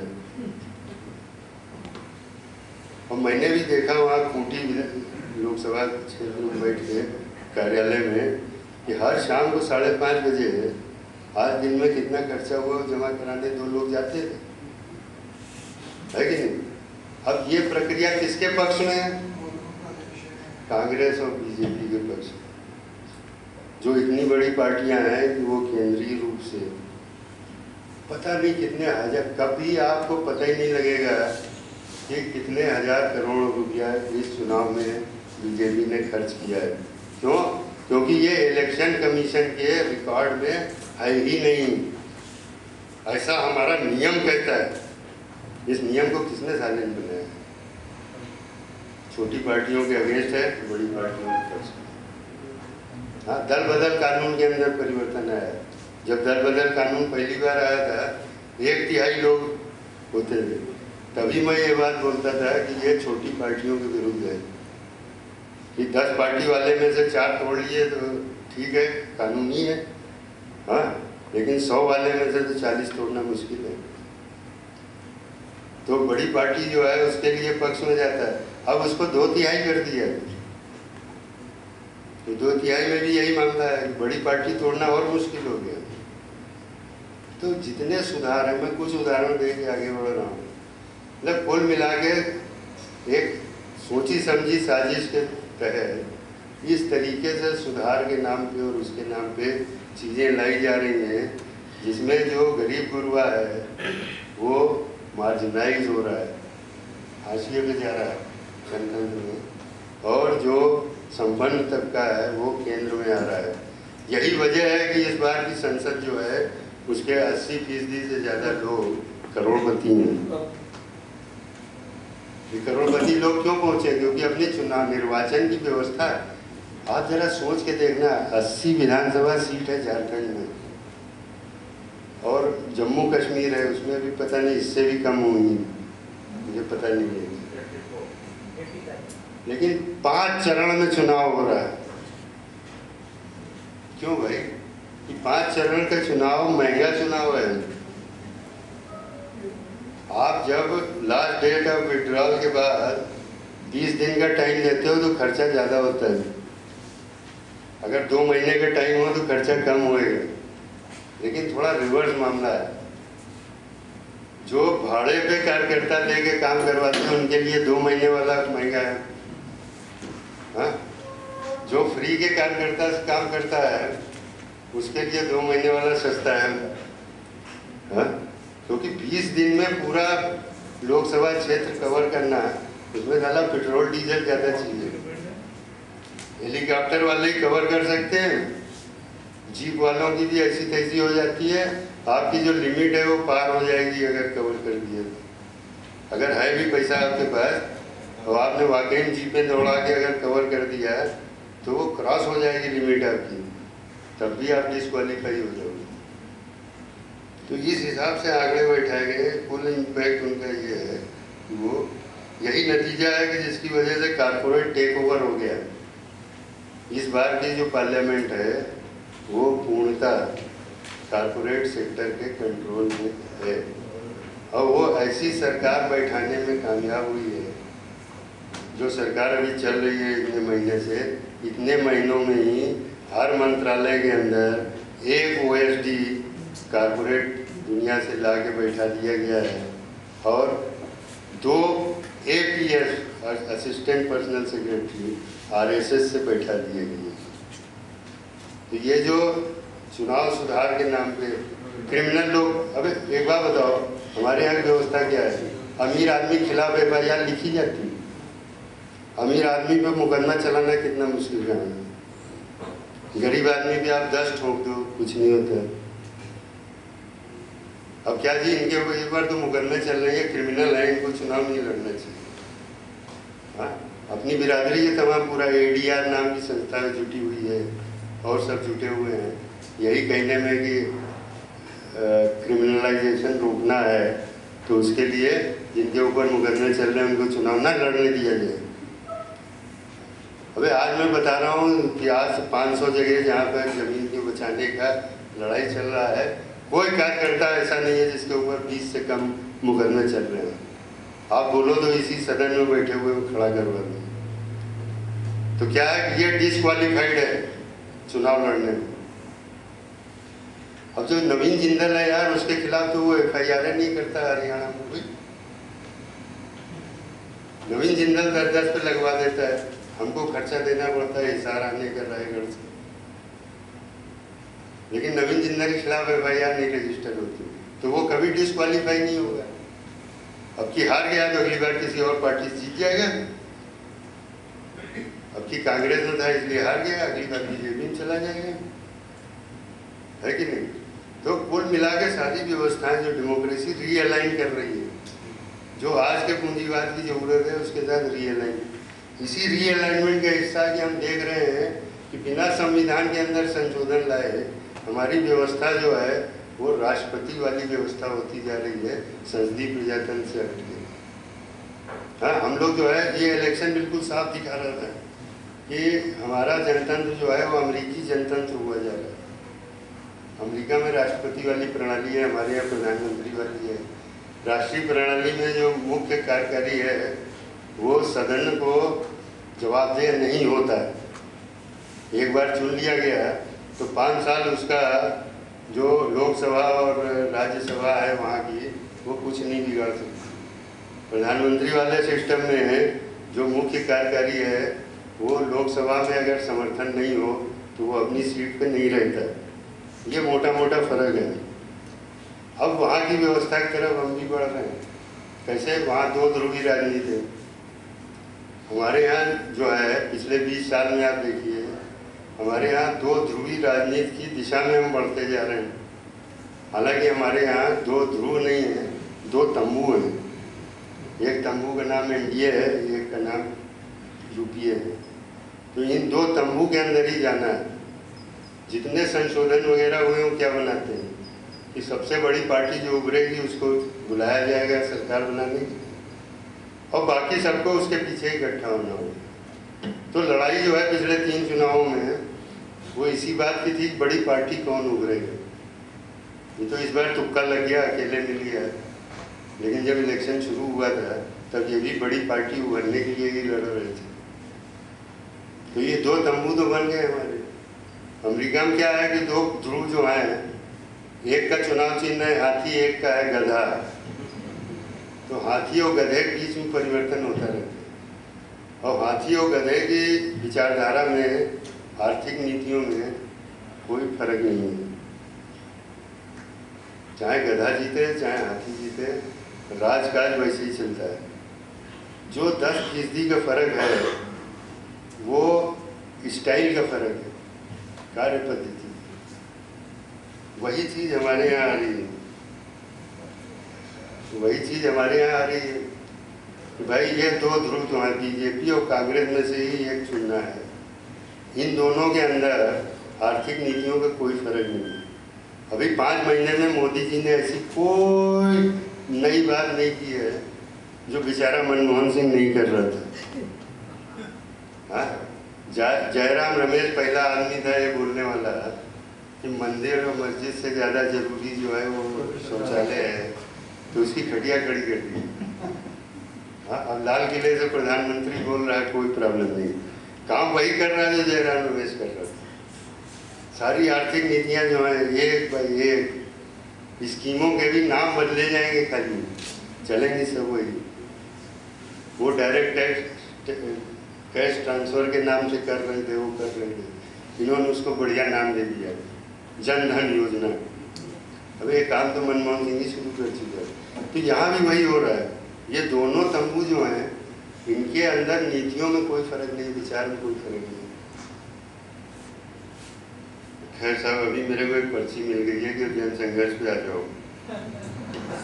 रूट बोलते जो अमृत सेन जी का सुझाया हुआ था कि यार सबको साथ लेके चलो और नवोदारवाद चला जाओ, प्राइवेटाइजेशन होने दो, ये होने दो, लेकिन स्वास्थ्य शिक्षा ये का थोड़ा ध्यान रखो, गरीब मर न जाए महामारी से, कितनी व्यवस्था बना रहो, पूरी पॉपुलेशन जो है वो महीने तक शिक्षा फ्री दिए रहो, ये सब पूंजीवाद का हिस्सा है, डिटेल में जा रहा हूँ। तो उसके हिसाब से चला। तो 10 साल से जो यूपीए चल रही थी एनसीए वगैरह की बैसाखी में, वो कंसेंसुअल मॉडल में चल रही थी। और तीसरी शक्ति जो अभी उभरी इस चुनाव में, जो आम आदमी पार्टी के नाम ले जाएंगे, ठीक है, उनका भी क्या था कि जो स्वरूप उभरा, वो स्वरूप क्या होगा कि हमें प्राइवेट कंपनी मुनाफा कमाए कोई प्रॉब्लम नहीं है, इस सिस्टम के अंदर कोई प्रॉब्लम नहीं है, चीजें अगर ढंग से की जाए, तमीज से करो तो सब चीज ठीक होगी। उनका ऑब्जेक्शन क्या निकला जो मुझे समझ में आया कि प्राइवेट कंपनी चलाए सर्विस बिजली, प्राइवेट कंपनी बिजली से मुनाफा कमाए, इस पे उन्हें आपत्ति नहीं है, लेकिन ये मुनाफा जो है ये अकाउंट में हेरा फेरी करके ना हो, वही खाते में हेरा फेरी करके मुनाफा मत कमाइए, तमीज से कमाइए, तो हमें मंजूर है। जो पूरा प्रकरण निकला है वो ये निकला है, सीएजी जांच करेगा, अकाउंट के अंदर हेरा फेरी करके रिलायंस और टाटा दिल्ली की प्राइवेट बिजली में पैसा बना रहे, ये बंद होना चाहिए। तो हेरा फेरी करके पैसा बनाना बंद होना चाहिए, टाटा और रिलायंस का बिजली का ठेका कैंसिल होना चाहिए, ये बात आपने कभी नहीं की। उनका जो पूरा अभी तक निकल गया है वो यही है कि वो भी नौ उदारवाद के समर्थक हैं, बट करेक्टिव, इसको हम कहते हैं करेक्टिव रूट, कि अगर जो भी व्यवस्था है नौ उदारवाद की, उसमें कुछ चीजें करेक्ट कर दी जाए, सही कर दी जाए, तो ये व्यवस्था बुराई नहीं है। यही हमें लैटिन अमेरिका में भी दिखाई देते हैं, यहाँ भी दिखाई देते हैं। यहाँ पे उसके प्रतिनिधि अरविंद केजरीवाल हो गए बोल रहे थे, तो हमारे सामने तीनों रूट किए गए, बोले कोई चीज आओ, कोई चीज क्या चलेगी मेरी, हाँ वो वाली स्थिति हमारे यहाँ आएगी। इसका रिजल्ट क्या होगा? इसका रिजल्ट जैसा मैं बता रहा था कि जिन लोगों के हकों के लिए हम लड़ रहे हैं, वो इस जनतंत्र के अंदर हाशिए पर फेंके जा रहे हैं, उनको अपना वोटिंग का हक बचा लेना मुश्किल हो रहा है। जो विस्थापित हो रहा है, जो विस्थापन की लड़ाई लड़ रही है, जो विस्थापित हो रहा है, विस्थापन के बाद नया कार्ड बनवाना तो उसके लिए और मुश्किल है, तो क्योंकि उसका एड्रेस तो जानने वाला है, नया एड्रेस प्रूफ मिलने वाला है, तो बिना नया एड्रेस प्रूफ के वो मतदाता रहेगा ही नहीं। हम सोचते हैं कि हम अपनी पार्टी बना ले, चुनाव लड़ जाए, तो कैसे लड़ेंगे? हमारी पार्टी के पास पैसा नहीं होगा, हमारा खर्चा कैंडिडेट पे जुड़ेगा, तो हमारा कैंडिडेट लिमिट पार कर जाएगा, मारा जाएगा, हम 10,000 1 लाख गाड़ियाँ कसवा के सीधे भिजवा दी कैसे चुनाव लड़े? तो डेमोक्रेसी जो है जनरल, उसके अंदर हमारे रास्ते बंद होते चले जाते हैं, स्पेस कम होती चली जाती है। दूसरा चीज जो हो रही है, इसको थोड़ा सा समझ लूंगा कि जो भी प्रतिरोध है, डिसेंट और रेजिस्टेंस जो है, उसको क्रिमिनलाइज किया जा रहा है। ये थोड़ा शब्द जो है ये जटिल है, थोड़ा क्रिमिनलाइज करने का मतलब ये है कि जो कोई भी विरोध कर रहा है वो देशद्रोही है। अभी एक आईबी रिपोर्ट आई थी, पूर्व अखबारों में छपा, अच्छा वो आईबी रिपोर्ट सबसे अच्छा उदाहरण है कि आप प्रतिरोध को कैसे क्रिमिनलाइज कर रहे हैं। कि जो किसी प्रोजेक्ट को लगाने का विरोध कर रहा है किसी भी कारण से, जमीन बचाने के लिए, पर्यावरण के सवाल पे, संविधान और वर्तमान कानूनों के लागू करते हुए प्रोजेक्ट लगे, इसकी भी जो मांग करने वाले हैं उनके ऊपर मुकदमे चले, उनको क्रिमिनल बताया जा रहा है। ये मतलब है क्रिमिनलाइजेशन ऑफ रेजिस्टेंस से। कि कोई भी मामला हो, जो ग्रीन पीस का अभी अकाउंट रोका गया उनका भी नाम है, इंसाफ का नाम है, पीस मेरी संस्था है उसका भी नाम है, और तमाम नाम है, 109 लाख नाम की लिस्ट बनी है। उसमें रिटायर्ड एडमिरल है रामदास, वो न्यूक्लियर एनर्जी विरोध करते हैं, उनका भी नाम है, मतलब ऐसे ऐसे सबका नाम है, 109 नाम है। और उसका कहना यह है कि ये सब देश विरोधी है। ठीक है, अभी सरकार उस रिपोर्ट को सीरियसली लेके और एक्शन लेना शुरू करे तो जितने लोग रेजिस्टेंस करने वाले हैं सबके ऊपर और मुकदमे कायम होंगे। ये एक ट्रेंड है, एक ट्रेंड हम देख रहे हैं। हमारा अनुभव वर्तमान का ये बता रहा है कि सरकारों की रणनीति है, चाहे वो यूपीए की रही हो या एनडीए की है, दोनों सरकारों की रणनीति ये रही है कि ग्रास रूट के ऊपर, जमीन के ऊपर जो कार्यकर्ता और नेता है उनको मुकदमों में फंसाओ, कचहरी में टाइम लगवाओ उसको, और जो इसको सपोर्ट करने वाले हैं, हम लोग दो तरीके की भूमिका करते हैं। बतौर पीस मैं ग्रीन रूम की भूमिका करता हूँ। यहाँ से जो रास्ते दिखाई देते हैं बहुत ज़्यादा नहीं दिखाई देते। तो मैं बताया था शुरू में यूपी से आया हूँ मैं, हमारे यहाँ कुश्ती एक बहुत बढ़िया स्पोर्ट था। मतलब ये जमाना था जब हम बच्चे थे तो कुश्ती का ऐलान होता था तो 10-10, 20-20 गाँव से लोग इकट्ठा हो जाते थे। तो कुश्ती के अखाड़ों में ये जो दांव सिखाते थे पहलवान लोग, तो उसमें एक आखिरी दांव बताया जाता था, जब तुम्हें लगे कि तुम अब दूसरे को हरा नहीं सकते हो तो ये करना चाहिए। क्या करना चाहिए? जो अखाड़ा है उसमें अपना पंजा गड़ा दो और पैर गड़ा दो, तो दूसरा पहलवान तुम्हें पलट नहीं पाएगा। और हारता तब है जब पीठ लग जाती है। तो आखिरी दांव यह है कि पीठ न लगने दो हमने। इस दांव का नाम है हमारे यहाँ धरती पकड़ लो। तो मुझे लगता है, और मैं देख भी रहा हूँ ये 5 साल से, कि जहाँ आंदोलन ने धरती पकड़ी हुई है वहीं सफल है।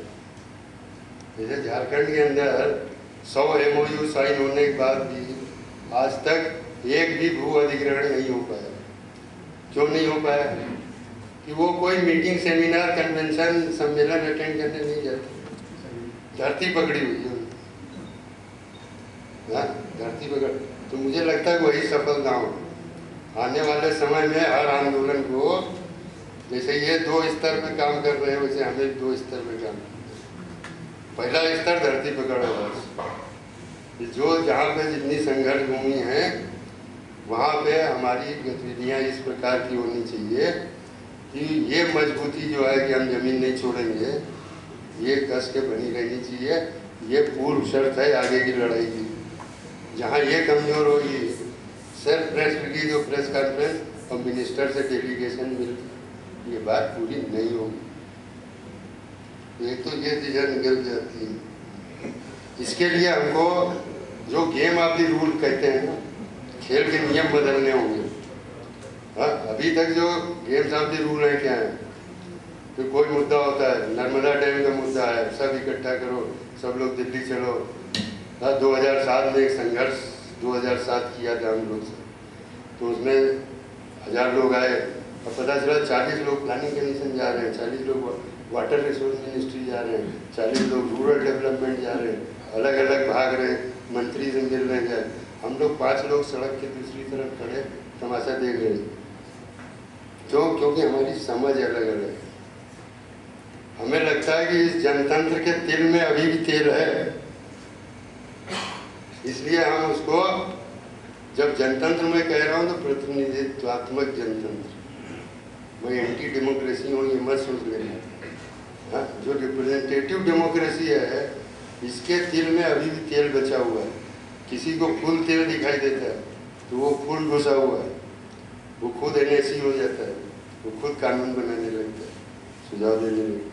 किसी को लगता है कि आधा तेल है तो वो मिनिस्टर से डेलीगेशन मिला कर दिया।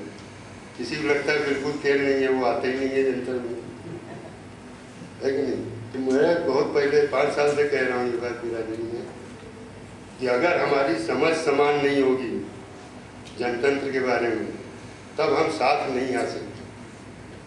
ठीक है, साथ आने में और भी बाधाएं हैं बहुत, मैं अभी जिक्र करूँगा उनकी, लेकिन मुख्य मूल बाधा जो है वो जो परिप्रेक्ष्य है उसकी समानता क्यों? हमें जो बाधा दिखाई दी 2007 से आज 14 हो रही है, 7 से 14 के बीच में जन आंदोलनों के साथ आने में सबसे बड़ी दिक्कत जो है वो जनतंत्र के बारे में समझ की। किसी को इस पार्लियामेंट्री डेमोक्रेसी में अदम्य संभावनाएं दिखाई देती हैं, किसी को कम संभावनाएं दिखाई देती हैं और किसी को कुछ संभावना नहीं दिखाई देती। अगर ये 3 खेमे हैं हमारी समझ के, तो हम बाकी बाधाएं उभर भी लें तब भी एक आना मुश्किल है। तो मुझे लगता है कि जितने जनसंगठन हैं उनको अपने अंदर और अपने जितने भी समन्वय के प्रयास हैं उसके अंदर इस सवाल को केंद्रीय बनाना जरूरी है कि इस प्रतिनिधित्वात्मक जनतंत्र से आपकी अपेक्षा कितनी और क्या होनी चाहिए। ये अगर सेटल होता है तो हमारा साथ आना आसान हो जाएगा। इसके लिए क्या जरूरी है, आप अपने टर्म्स करें। मैं जो उदाहरण 5 साल से दे रहा हूँ उसमें एक राजस्थान का उदाहरण है। एक बार एक वो नहर और डैम वाला मामला था, किसानों ने जो है वो 5 इरिगेशन डिपार्टमेंट के कर्मचारी बैठा लिए थे, बोला इनको तभी छोड़ेंगे जब सरकार बात करेगी। हुआ था कि नहीं हुआ था? कविता याद है तुम्हें? क्या हुआ था तुम्हें? सरकार के सामने 2 रास्ते थे, या तो लाठी गोली चलवा देती और छुड़ा लाती या बात करने आती। क्योंकि उनकी संख्या 10,000 थी और डटे हुए थे, लाठी गोली नहीं चलाई, बात करने गए। दूसरा उदाहरण मैं पिकअप करता हूँ झारखंड से, जो मैंने पहली बार देखा था सन 85 में कोयल कारो आंदोलन में। वो आंदोलन इतना सफल आंदोलन है कि आज तक वो परियोजना लागू नहीं हुई। 85 की बात मैं बता रहा हूँ, मैंने देखा। वो उससे पहले गए, आज 2014 हो गई। जो मुख्यमंत्री बनता है वो एक बार जरूर बयान देता है कि कोयल कारो योजना को पुनर्जीवित करेंगे, लेकिन बाद में चुप हो जाता है।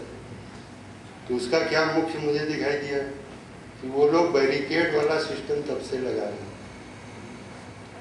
पहले शुरू में वो लोग क्या करता था, हर गांव में बैरिकेड था जो कोयल कारो परियोजना में जिसका अधिग्रहण होना था, और उसमें कोई बाहर का गाड़ी आदमी घुसने नहीं दिया जाए। और वो बैरिकेड 24 घंटे वो उसको ड्यूटी होती थी। तो जो गांव के लोग थे, बच्चे बूढ़े सब उस पर ड्यूटी देते थे अलग अलग। जब ये जो 2001 में जो फायरिंग हुई और 6 लोग मरे, वो इस बैरिकेड को तोड़ने पे ही हुआ था। एक MP साहब थे बीजेपी के, उन्हें लगा कि अब मैं राजा हो गया हूँ, मैं बैरिकेड तोड़ सकता हूँ। उन्होंने बैरिकेड तो तोड़ दिया। उसके बाद थाने पे जो डिमॉन्स्ट्रेशन हुआ उसमें फिर गोली चालन करना पड़ा और वो लड़ना। उसके बाद से जो नई चीज़ देखी, जो नंदीग्राम में भी देखी गई, सड़क खोदी, जीपी नहीं आने देंगे, वो अलग तरीके का बैरिकेड है। उस बैरिकेड पे बंदों को ड्यूटी देने की जरूरत नहीं है, सड़क ही खुदी हुई है, जीप जाएगी किसी को। तो ये कुछ उदाहरण लेके मैं जन आंदोलन की बिरादरी से ये वकालत करता रहा हूँ 5 साल की, जो मुझे अब जो है आगे पोस्टपोन की जाने वाली नहीं दिखती, कि कम से कम हमें ऐसे तरीके ईजाद करने होंगे जो गैर संवैधानिक हो, गैर कानूनी हो, गैर पार्लियामेंटेरियन हो, लेकिन अहिंसक ना हो। ठीक है, सरकार चाहती है कि हम अहिंसक हो जाए तो उनका काम आसान हो जाता है। तो अहिंसक नहीं होना हमारी एक कंस्ट्रेंट है, अहिंसक नहीं होना। बिना अहिंसक हुए ये क्या है यार, जब तक सरकार परमिशन नहीं देगी डिमॉन्स्ट्रेशन नहीं करेगी। अभी क्या आपको प्रदर्शन करना है तो पहले पुलिस परमिशन लाओ। अगर परमिशन लेके जो प्रतिरोध होगा वो सफल होगा। इस जनतंत्र में तो नहीं होगा जिसमें 80% सांसद जो है वो करोड़पति हैं। इसके चलते पुलिस परमिशन से होने वाला प्रदर्शन धरना बेकार है। इसलिए जंतर मंतर जाने की जरूरत नहीं है, स्ट्रेटजी बदलनी पड़ेगी। जमीन में हालात ऐसी पैदा करो कि तुम्हें सरकार के पास न जाना पड़े, सरकार को तुम्हारे पास आना पड़े बात करने। ये अगर जन आंदोलन भविष्य में नहीं कर पाते हैं तो भविष्य बहुत उज्जवल नहीं है। भविष्य को उज्जवल बनाने के लिए अपनी रणनीति और सोच के अंदर ये बदलाव लाना बहुत ज़्यादा जरूरी है। तो ये मोटी मोटी बात जो है ये पूरे परिदृश्य से निकलती है। अब जो आखिरी मसला है सब्जेक्टिव फैक्टर्स, उस पर थोड़ी सी बात करके मैं अपनी बात समाप्त करूँगा। सब्जेक्टिव फैक्टर में जो मुझे महसूस हुआ है पिछले 30-35 साल में, वो ये महसूस हुआ है कि सबसे बड़ा फैक्टर है कि तेरी कमीज मेरी कमीज से ज़्यादा सफ़ेद कैसे है? ये ऐड देखा होगा सबने, सर्फ कर, how is bloody your shirt is more whiter than mine. तो उसके बाद थू, तो हमारे यहाँ ये दिक्कत है, सब्जेक्टिव फैक्टर है कि हर कोई ये इनका आंदोलन है। संघर्ष नाम किसी ने रख दिया तो जैसे कॉपीराइट हो गया। हाँ, बड़े बड़े नेता सब परेशान है, ये तो तोड़ा जा रहा है, जरा सा थोड़ा बहुत फर्क हुई, इससे तो ये चमक जाएगा, इसकी कमी चमक जाएगी, मेरी फीकी पड़ जाएगी। ये एक फैक्टर सब्जेक्टिव बहुत इम्पोर्टेंट है। ये कैसे ख़त्म हो, इसके लिए रास्ते निकालने पड़ेंगे। दूसरा जो मैंने खुद भी झेला है, झेल रहा हूँ और महसूस किया है बहुत शिद्दत से, वो वैचारिक छुआछूत वाला मामला है। हर एक तरीके का आइडियोलॉजिकल एरोगेंस। हाँ, जितने वाद हैं, गांधीवाद, समाजवाद, मार्क्सवाद, इसमें जो है वो, अब हर मार्क्सवादी को ये लगेगा यार ये तो समाजवादी है। हाँ, इस पर भरोसा कैसे किया जा सकता, ये तो सही बोल ही नहीं सकता। हमारे समाजवादी दोस्त हैं, सबके साथ काम करता हूँ, पर मार्क्सवादी पृष्ठभूमि है, सबके साथ काम करता हूँ। समाजवादी मित्र जो हैं उनको मेरी पृष्ठभूमि याद आ जाती है तो लाल झंडा दिखने लगता है। हाँ, आज की हालत ये है कि समाजवादी लोग जो है लाल देख के बढ़ते हैं। तो इतना कटमुल्लापन है, इतने ज़्यादा वो है कि वो आगे नहीं बढ़ने देता जन संघर्षों के समय में। हाँ? उसके बाद साहब क्या है कि हमने ये भी महसूस किया कि नैतिक मानदंड जो हम सेट करते हैं वो इतने ऊंचे सेट करते हैं कि आधे लोग वैसे ही फेल हो जाते हैं। जैसे आपको बताता हूँ, जब NAPM का उदय हुआ था, उससे पहले से मैं ये नई आर्थिक नीति और इसके सबके विरोध में लगा हुआ था, लेकिन परिस्थिति वश मुझे एक संस्था बना के फॉरेन फंड देना पड़ा। तो उससे पहले भारत जन आंदोलन चलता था, BD शर्मा चलाते थे, तो उसमें मीटिंग में आने में भी अलाउड नहीं था फॉरेन फंड लेने में। ठीक है, तो सब दोस्त पहले मेरे दफ्तर आ रहे हैं, फिर शर्मा जी के यहाँ मीटिंग में जा रहे हैं, मैं नहीं जा सकता, लोग मैं फॉरेन फंड ले रहा हूँ। NAPM बनने की प्रक्रिया में वहाँ भी ये सवाल जीवन था। तो उस जीवन सवाल के होने की वजह से आज तक हालत ये है, 20 साल हो गए। 20 साल में ऐसा नहीं हमारा झगड़ा हुई, वो हमको अपनी मीटिंगों में बुलाते हैं, जिन चीज़ों पे उन्हें समझना चाहते हैं वो बात करवाते हैं, उनके जितने एक्शन होते हैं हम जो कुछ कर सकते हैं, चाहे जंतर मंतर पे टेंट और माइक लगाने से लेके गरीब व्यवस्था कराने को हम करते हैं, लेकिन एक नहीं हो सकते। क्यों? क्योंकि आपने मापदंड सही किया हुआ है और तमाम है। कहीं नानी भाई में सब बात बहुत अच्छी है, लेकिन नानी भाई दारू पीते हैं, तो साले फांसी में लटकाते और क्या अरे दारू पी के कहीं गड़बड़ कर दी है, किसी के साथ शिष्टाचार का पालन नहीं किया है, कुछ बकवास बात बोल दिए हैं, लेकिन अगर कभी कभार शाम में बैठ के पी लेते हैं तो उसको क्यों बाधा बनाते हो? अब मैं जाता था, एक एकता परिषद नाम का संगठन है, रश्मि काम करती थी, हाँ, उनके कार्यकर्ताओं को ट्रेनिंग करने जाते थे। अब क्या है, मुझे कान में बोलेंगे भाई जरा ब्रेक दे दो, मैं क्या वो सिगरेट पीनी है। अब क्या है कि वो आप कैंपस में सिगरेट नहीं पी, अब जितने बंदे गेट के बाहर दिखाई देते हैं सिगरेट वाले, उनको संस्था के अंदर जिम्मेदारी महत्वपूर्ण नहीं दी जाती। उनको दी जाती थी जो 5 बजे प्रार्थना के टाइम पे पहुंच जाते थे, भ्रष्ट थे, चमचे थे, कोई राजनीतिक कमिटमेंट नहीं था, लेकिन एक काम करते थे कि नियम से सवेरे 5 बजे राजा जी के पहुंचने से पहले वो हॉल के अंदर झाड़ू लगाते थे। वो आज तक डटे हुए हैं और जितने सब फील्ड में काम करने वाले थे उनको सबको धीरे धीरे निकलना पड़ा।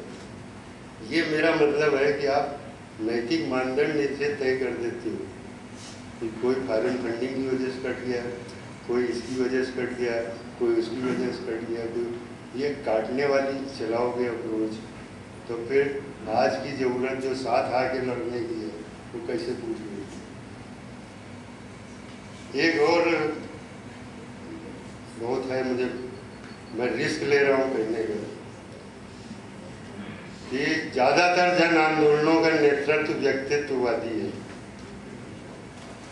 Single command, one person command. जो भी आंदोलनों की लिस्ट आज की तारीख में बना ली है, इंक्लूडिंग जो जिनके हम समर्थक हैं, हाँ, उसमें आज की तारीख में जो सबसे डेमोक्रेट मेरी अपनी मेमोरी के हिसाब से मुझे दिखाई देता है तो वो कोडाकुलम वाला आंदोलन है। उसके अलावा सब जो है व्यक्ति केंद्रित। कोडाकुलम वाले को अगर ज़्यादा से ज़्यादा आप विश्लेषण करोगे तो उसको लाओगे तो कम से कम 5 आदमी ऐसे हैं जिनके बगैर वो नहीं चल सकते। ठीक है, सिंगल नहीं है, लेकिन बाकी जगह ये देखा जाता है सिंगल में। ये बहुत बड़ा रोड़ा है। नैतिक मानदंडों का सेट करना बहुत है, और जो कमीज और किसकी ज़्यादा सफ़ेद है, चमकदार है, ये तो है ही रोड़े। लेकिन व्यक्तिवादी जो नेतृत्व है वो भी एक बहुत बड़ा वो संगठन गौण है सर। जो व्यक्ति है वो जो कर दे वही संगठन है। अब यहाँ मैं इतना ज़्यादा रिस्क नहीं लूँगा कि बाहर निकल के पिटाई नहीं होगी, तो मैं एक एक नाम लेके नहीं बोलूँगा, लेकिन ये ट्रेंड है, इसको कहीं भी आजमाया जा सकता है। हम लोग अभी सब डेंगिया में इकट्ठा होने वाले हैं, वहाँ भी जो नेतृत्व है वो थोड़ा डिस्पर्स है, हाँ? लेकिन मीडिया और बाकी सब प्रचार यही करने की कोशिश करते हैं कि अभय साहू, अभय साहू, अभय साहू हालांकि वैसे व्यक्तित्व नहीं है कि वो अपना इतना बुलडोजर चला ले जाए, तो उतनी चलती नहीं है उनकी, लेकिन कोशिश यही है, व्यापक समाज की कोशिश यही है कि ये व्यक्ति केंद्रित स्थापित हो जाए। उसी लालच में फंस जाते हैं। मीडिया चाहती है कि हर संघर्ष जो है वो व्यक्ति केंद्रित होना चाहिए, जिससे कि मीडिया उसको उठाए, जब जरूरत हो मीडिया उसको गिरा दे। अगर वास्तविक सामूहिक नेतृत्व होगा तो उसको उठाना भी उतना ही मुश्किल है जितना उतना ही गिराना मुश्किल होगा। लेकिन जल्दबाजी में कि मीडिया कवरेज से बड़ा लाभ होता है संघर्ष में, इस चक्कर में हम लोग फिसल जाते हैं। फायदा होता है लेकिन फायदा लॉन्ग रन नहीं है, फायदा क्षणिक है। आज हमें फायदा हो सकता है कि 100 एंड 100 बैठे हैं तो कल न्यूज़ में ज़्यादा चलेगा, लेकिन लॉन्ग रन में वो चीज़ जो है वो हमको फायदा नहीं करती। और संगत तो कुल मिला के जो मामला है कि व्यापक परिस्थितियाँ जिस तरीके की हैं वो जन संघर्षों का रास्ता और मुश्किल तर बनाने वाली है हर बीतने वाले दिन में। सरकारें जो हैं, मैं इस बात से सहमत नहीं हूँ कि मोदी सरकार आ गई है तो परेशानी ज़्यादा बढ़ गई है। हाँ, बड़ी नहीं है, वैसी ही है। बड़ी इसलिए है कि इनके तरीके अलग हैं, इनके पास एक्स्ट्रा भी फोर्सेस है ना। कांग्रेसियों की कमजोरी ये थी कि ये सब आईबी रिपोर्ट उन्हीं टाइम की लिखी हुई है, इंसाफ का खाता यूपीए सरकार ने बंद करवाया था, ये था। लेकिन उनके पास बजरंग दल नहीं था। हाँ, कि कटवारिया सरा भेज दो, शीशे तोड़वा दो दफ्तर में, ठीक है, वो नहीं कर सकते थे, ये भी कर सकते, ठीक है। अब नहीं, और गौर से सुनिए, हम लोग फील्ड से ये चीज़ मिल गई है। अभी जो सीधी में चल रहा था मध्य प्रदेश में, सिंगरौली सीधी रीजन, जहाँ जिंदल और एसर वालों के पावर प्रोजेक्ट लग रहे हैं और ग्रीन पीस वालों को उसी की वजह से पकड़ा गया एसर के दबाव में। तो वहाँ पे वो क्या करवाना है उन्होंने, जिस दिन ये आईबी रिपोर्ट आई है वो हुआ, तीसरे दिन वहाँ पावर प्रोजेक्ट के पक्ष में डिमॉन्स्ट्रेशन करवाया गया। तो ये जो मोदी कहते हैं ना 56 इंची सीने के साथ कि विकास को मैं आंदोलन की शक्ल दे दूंगा, इसका अर्थ यही है। ये काउंटर डेमोन्स्ट्रेशन करवाएंगे। उनके अंदर ताकत है, कांग्रेसियों में नहीं है। तो कांग्रेसी जो है वो पर्दे के पीछे का ही खेल करते हैं, नेपथ्य में ये मंच पे आके खेल करेंगे। हमारे तमाम साथी हैं जो फील्ड में फंसे हुए हैं, वो लोग ये बताते हैं कि गुरुजी तैयारी इस बात की होनी चाहिए कि काउंटर डेमोन्स्ट्रेशन होंगे तो क्या करोगे। जो डेवलपमेंट आंदोलन है वो विकास मांग रही है, जनता त्राही कर रही है कि हमें विकास चाहिए, हमारी झोपड़ी हमारी ज़मीन ले जाओ तो हमें हाईवे दे दो, हाँ हमारे यहाँ हाउसिंग कॉम्प्लेक्स बना दो, कॉरिडोर खड़ा कर दो। ये जनता त्राही कर रही है, इसके प्रयास ये कर सकते, संभावना है। मैं ये नहीं कहता कि ये मैं भविष्यवाणी कर रहा हूँ जरूर करेंगे, नहीं संभावना। तो ये चीज़ें बदलनी हो, तो इसमें हमारी मजबूती कहाँ है? यही है कि धरती पकड़ रहे और ये जो एम्प्लीफाइंग का काम है, इसको किसी न किसी जुगाड़ से, भले ज़रूरत हो तो अपने सैटेलाइट छोड़ कर चला लो, लेकिन कुछ तो करना पड़ेगा उस दिशा में। उसी में भविष्य जो है। धन्यवाद।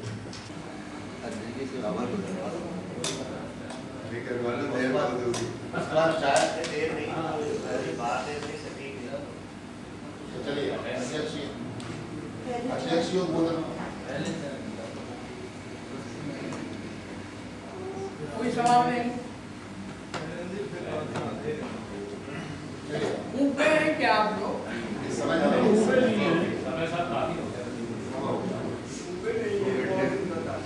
दो घंटे झेलना किसी को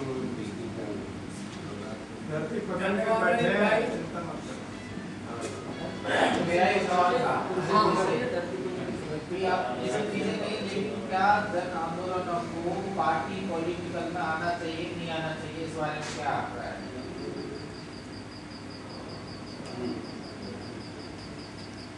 और सबसे बड़ा जो संकट मेरे को अभी जो लग रहा है, ये जो बदला चीजें बदली है, वो सब इससे चिंतित है। और हम करें कि हम बहुत अच्छा कर रहे हैं, जिनको हम अछूत मानते वो आज हमारे सिर पे बैठे हैं और शायद वो हमको यूँ मानते कि ये अछूत है। तो इस चीज के बारे में आप क्या राय रखते हैं? से डिस्कशन में है, ठीक है। 1993 में बाबरी मस्जिद डिमोलेशन के बाद हम लोग लखनऊ के स्टेट गेस्ट हाउस के लॉन में बैठे थे 60 लोग, और इसी प्रश्न पर बातचीत शुरू हुई थी। हेलो,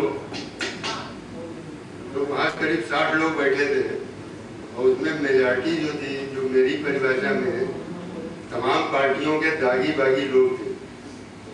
मतलब जितने लोग हम लोग थे, ज़्यादातर लोग या तो पार्टी से निकल गए थे या पार्टी से निकाले गए थे। तो मेरी भाषा में उनका नाम दागी बागी था। तो ये हुआ कि दागी बागी लोग मिल के पार्टी क्यों नहीं बना लेते, ठीक है। देखिए, इसीलिए मैं जो मुख्य सवाल उठा रहा था वो ये कि जो प्रतिनिधित्वात्मक जनतंत्र है, इसको समझिए। ये सिर्फ और सिर्फ पूंजी की सेवा करता है। जो चीज पूंजी की सेवा नहीं करती वो इस सिस्टम से बाहर फेंक दी जाती है। आप उदाहरण देखोगे हिंदुस्तान के इतिहास में, तो जो 69 में कम्युनिस्टों की सरकार वेस्ट बंगाल में बनी थी, वो 72 के बाद नहीं चलने दी गई। लेकिन जब तमीज से सरकार चलाने के लिए राजी हो गए, उसी विश्व बैंक से लेकर के कर्जा प्राथमिक शिक्षा चलाने को राजी हो गए, जब वो वही विश्व बैंक से कर्जा लेके हाईवे बनाने को राजी हो गए, और उन्होंने अपनी राजनीतिक समझ को परिभाषित कर दिया कि हम अच्छी सरकार चला के दिखाएंगे, तब वो 30 साल चलाते रहे सकते। लेकिन सरकार चलाते चलाते क्या हो गया, इसको मैं कभी कभी मजाक कहता हूँ कि इस व्यवस्था में जो सरकार चलाएगा वो कांग्रेसी दिखने लगेगा थोड़ी। जब 5 साल की एनडीए याद करो अटल बिहारी की, पार्टी विद डिफरेंस, 5 साल में पार्टी विद डिफरेंस नहीं रहेगी, सब कांग्रेसी देखने लगी। इसीलिए मैं कहता हूँ कांग्रेस पार्टी नहीं है, फिनोमेना है, middle of the road approach, जनता को फंसाए रहो, पूंजी की सेवा करते रहो, यही कांग्रेस है। यही कांग्रेस ने किया अपनी पैदाइश से लेकर। बीच में जो आज़ादी मिल गई वो कोलेटरल है, मतलब साइड इफेक्ट है, बाई प्रोडक्ट। हाँ, काम वही कर रहे थे जब से बने, इसको इस सीमा को तो जब पार्टी बनने का सवाल उठता है तो पार्टी क्या करेगी? पार्टी यही करेगी, पार्टी यही करेगी। पार्टी को इन्हीं सब नियमों का पालन करना पड़ेगा। पार्टी के अंदर जो दागी उम्मीदवार जिनके ऊपर मुकदमे चल रहे हैं वो उम्मीदवार नहीं हो पाएंगे, अवैध उम्मीदवार नहीं हो सकते। डॉक्टर सुनीलम है, हमारे मित्र 2 बार एमएलए रहे, अब उनको आजीवन कारावास हो चुका। हाँ, इस बार वो डिसक्वालीफाइड चुनाव लड़ने के लिए। नरेंद्र मोदी यहाँ बैठे हुए हैं, इनके ऊपर 120 मुकदमे चल रहे हैं, इनको आप पार्टी ने कैंडिडेट बना दिया था, इन बाद में एडीआर वालों ने अपनी लिस्ट में इनका क्रिमिनल में नाम निकाल दिया। उन्होंने सालन दिल्ली में बयान दे दिया कि हम इनको सपोर्ट विड्रॉ करते हैं। हाँ? तो अब ये आंदोलन निकले हुए लोग हैं, ये है तो पार्टी बनाने के पहले वो तो चुनाव नहीं लड़ने देना चाहिए। तो 92 में भी जब हम लोग डिस्कस कर रहे थे तब ऐसी परिस्थितियाँ नहीं थी, तब सेशन साहब के सारे वो फायदा हुई थी। हमारी जनतंत्र को अमेरिकी जनतंत्र बनाने के प्रयास उतने आगे नहीं बढ़े थे, तब भी एक बहुत छोटी सी समस्या थी जो मैंने उस ग्रुप के सामने रखी। हमने कहा अगर पार्टी बनाने के लिए 5 आदमी सारे 27 स्टेट में जाके मीटिंग करोगे कम से कम, तो इसमें कितना ध्यान और कितना टाइम लगना है। अरे दुनिया के जो मुल्क है ना, उनकी औसत आबादी 3 करोड़ है। जहाँ की हम खबरें पढ़ते ना, बोलिविया में वो जीत गया, दोबारा जीत गया, ब्राजील में ये हो गया, वेनेजुला में ये हो गया, ये सब 2.5-3 करोड़ वाले देश, हम 125 करोड़ वाले।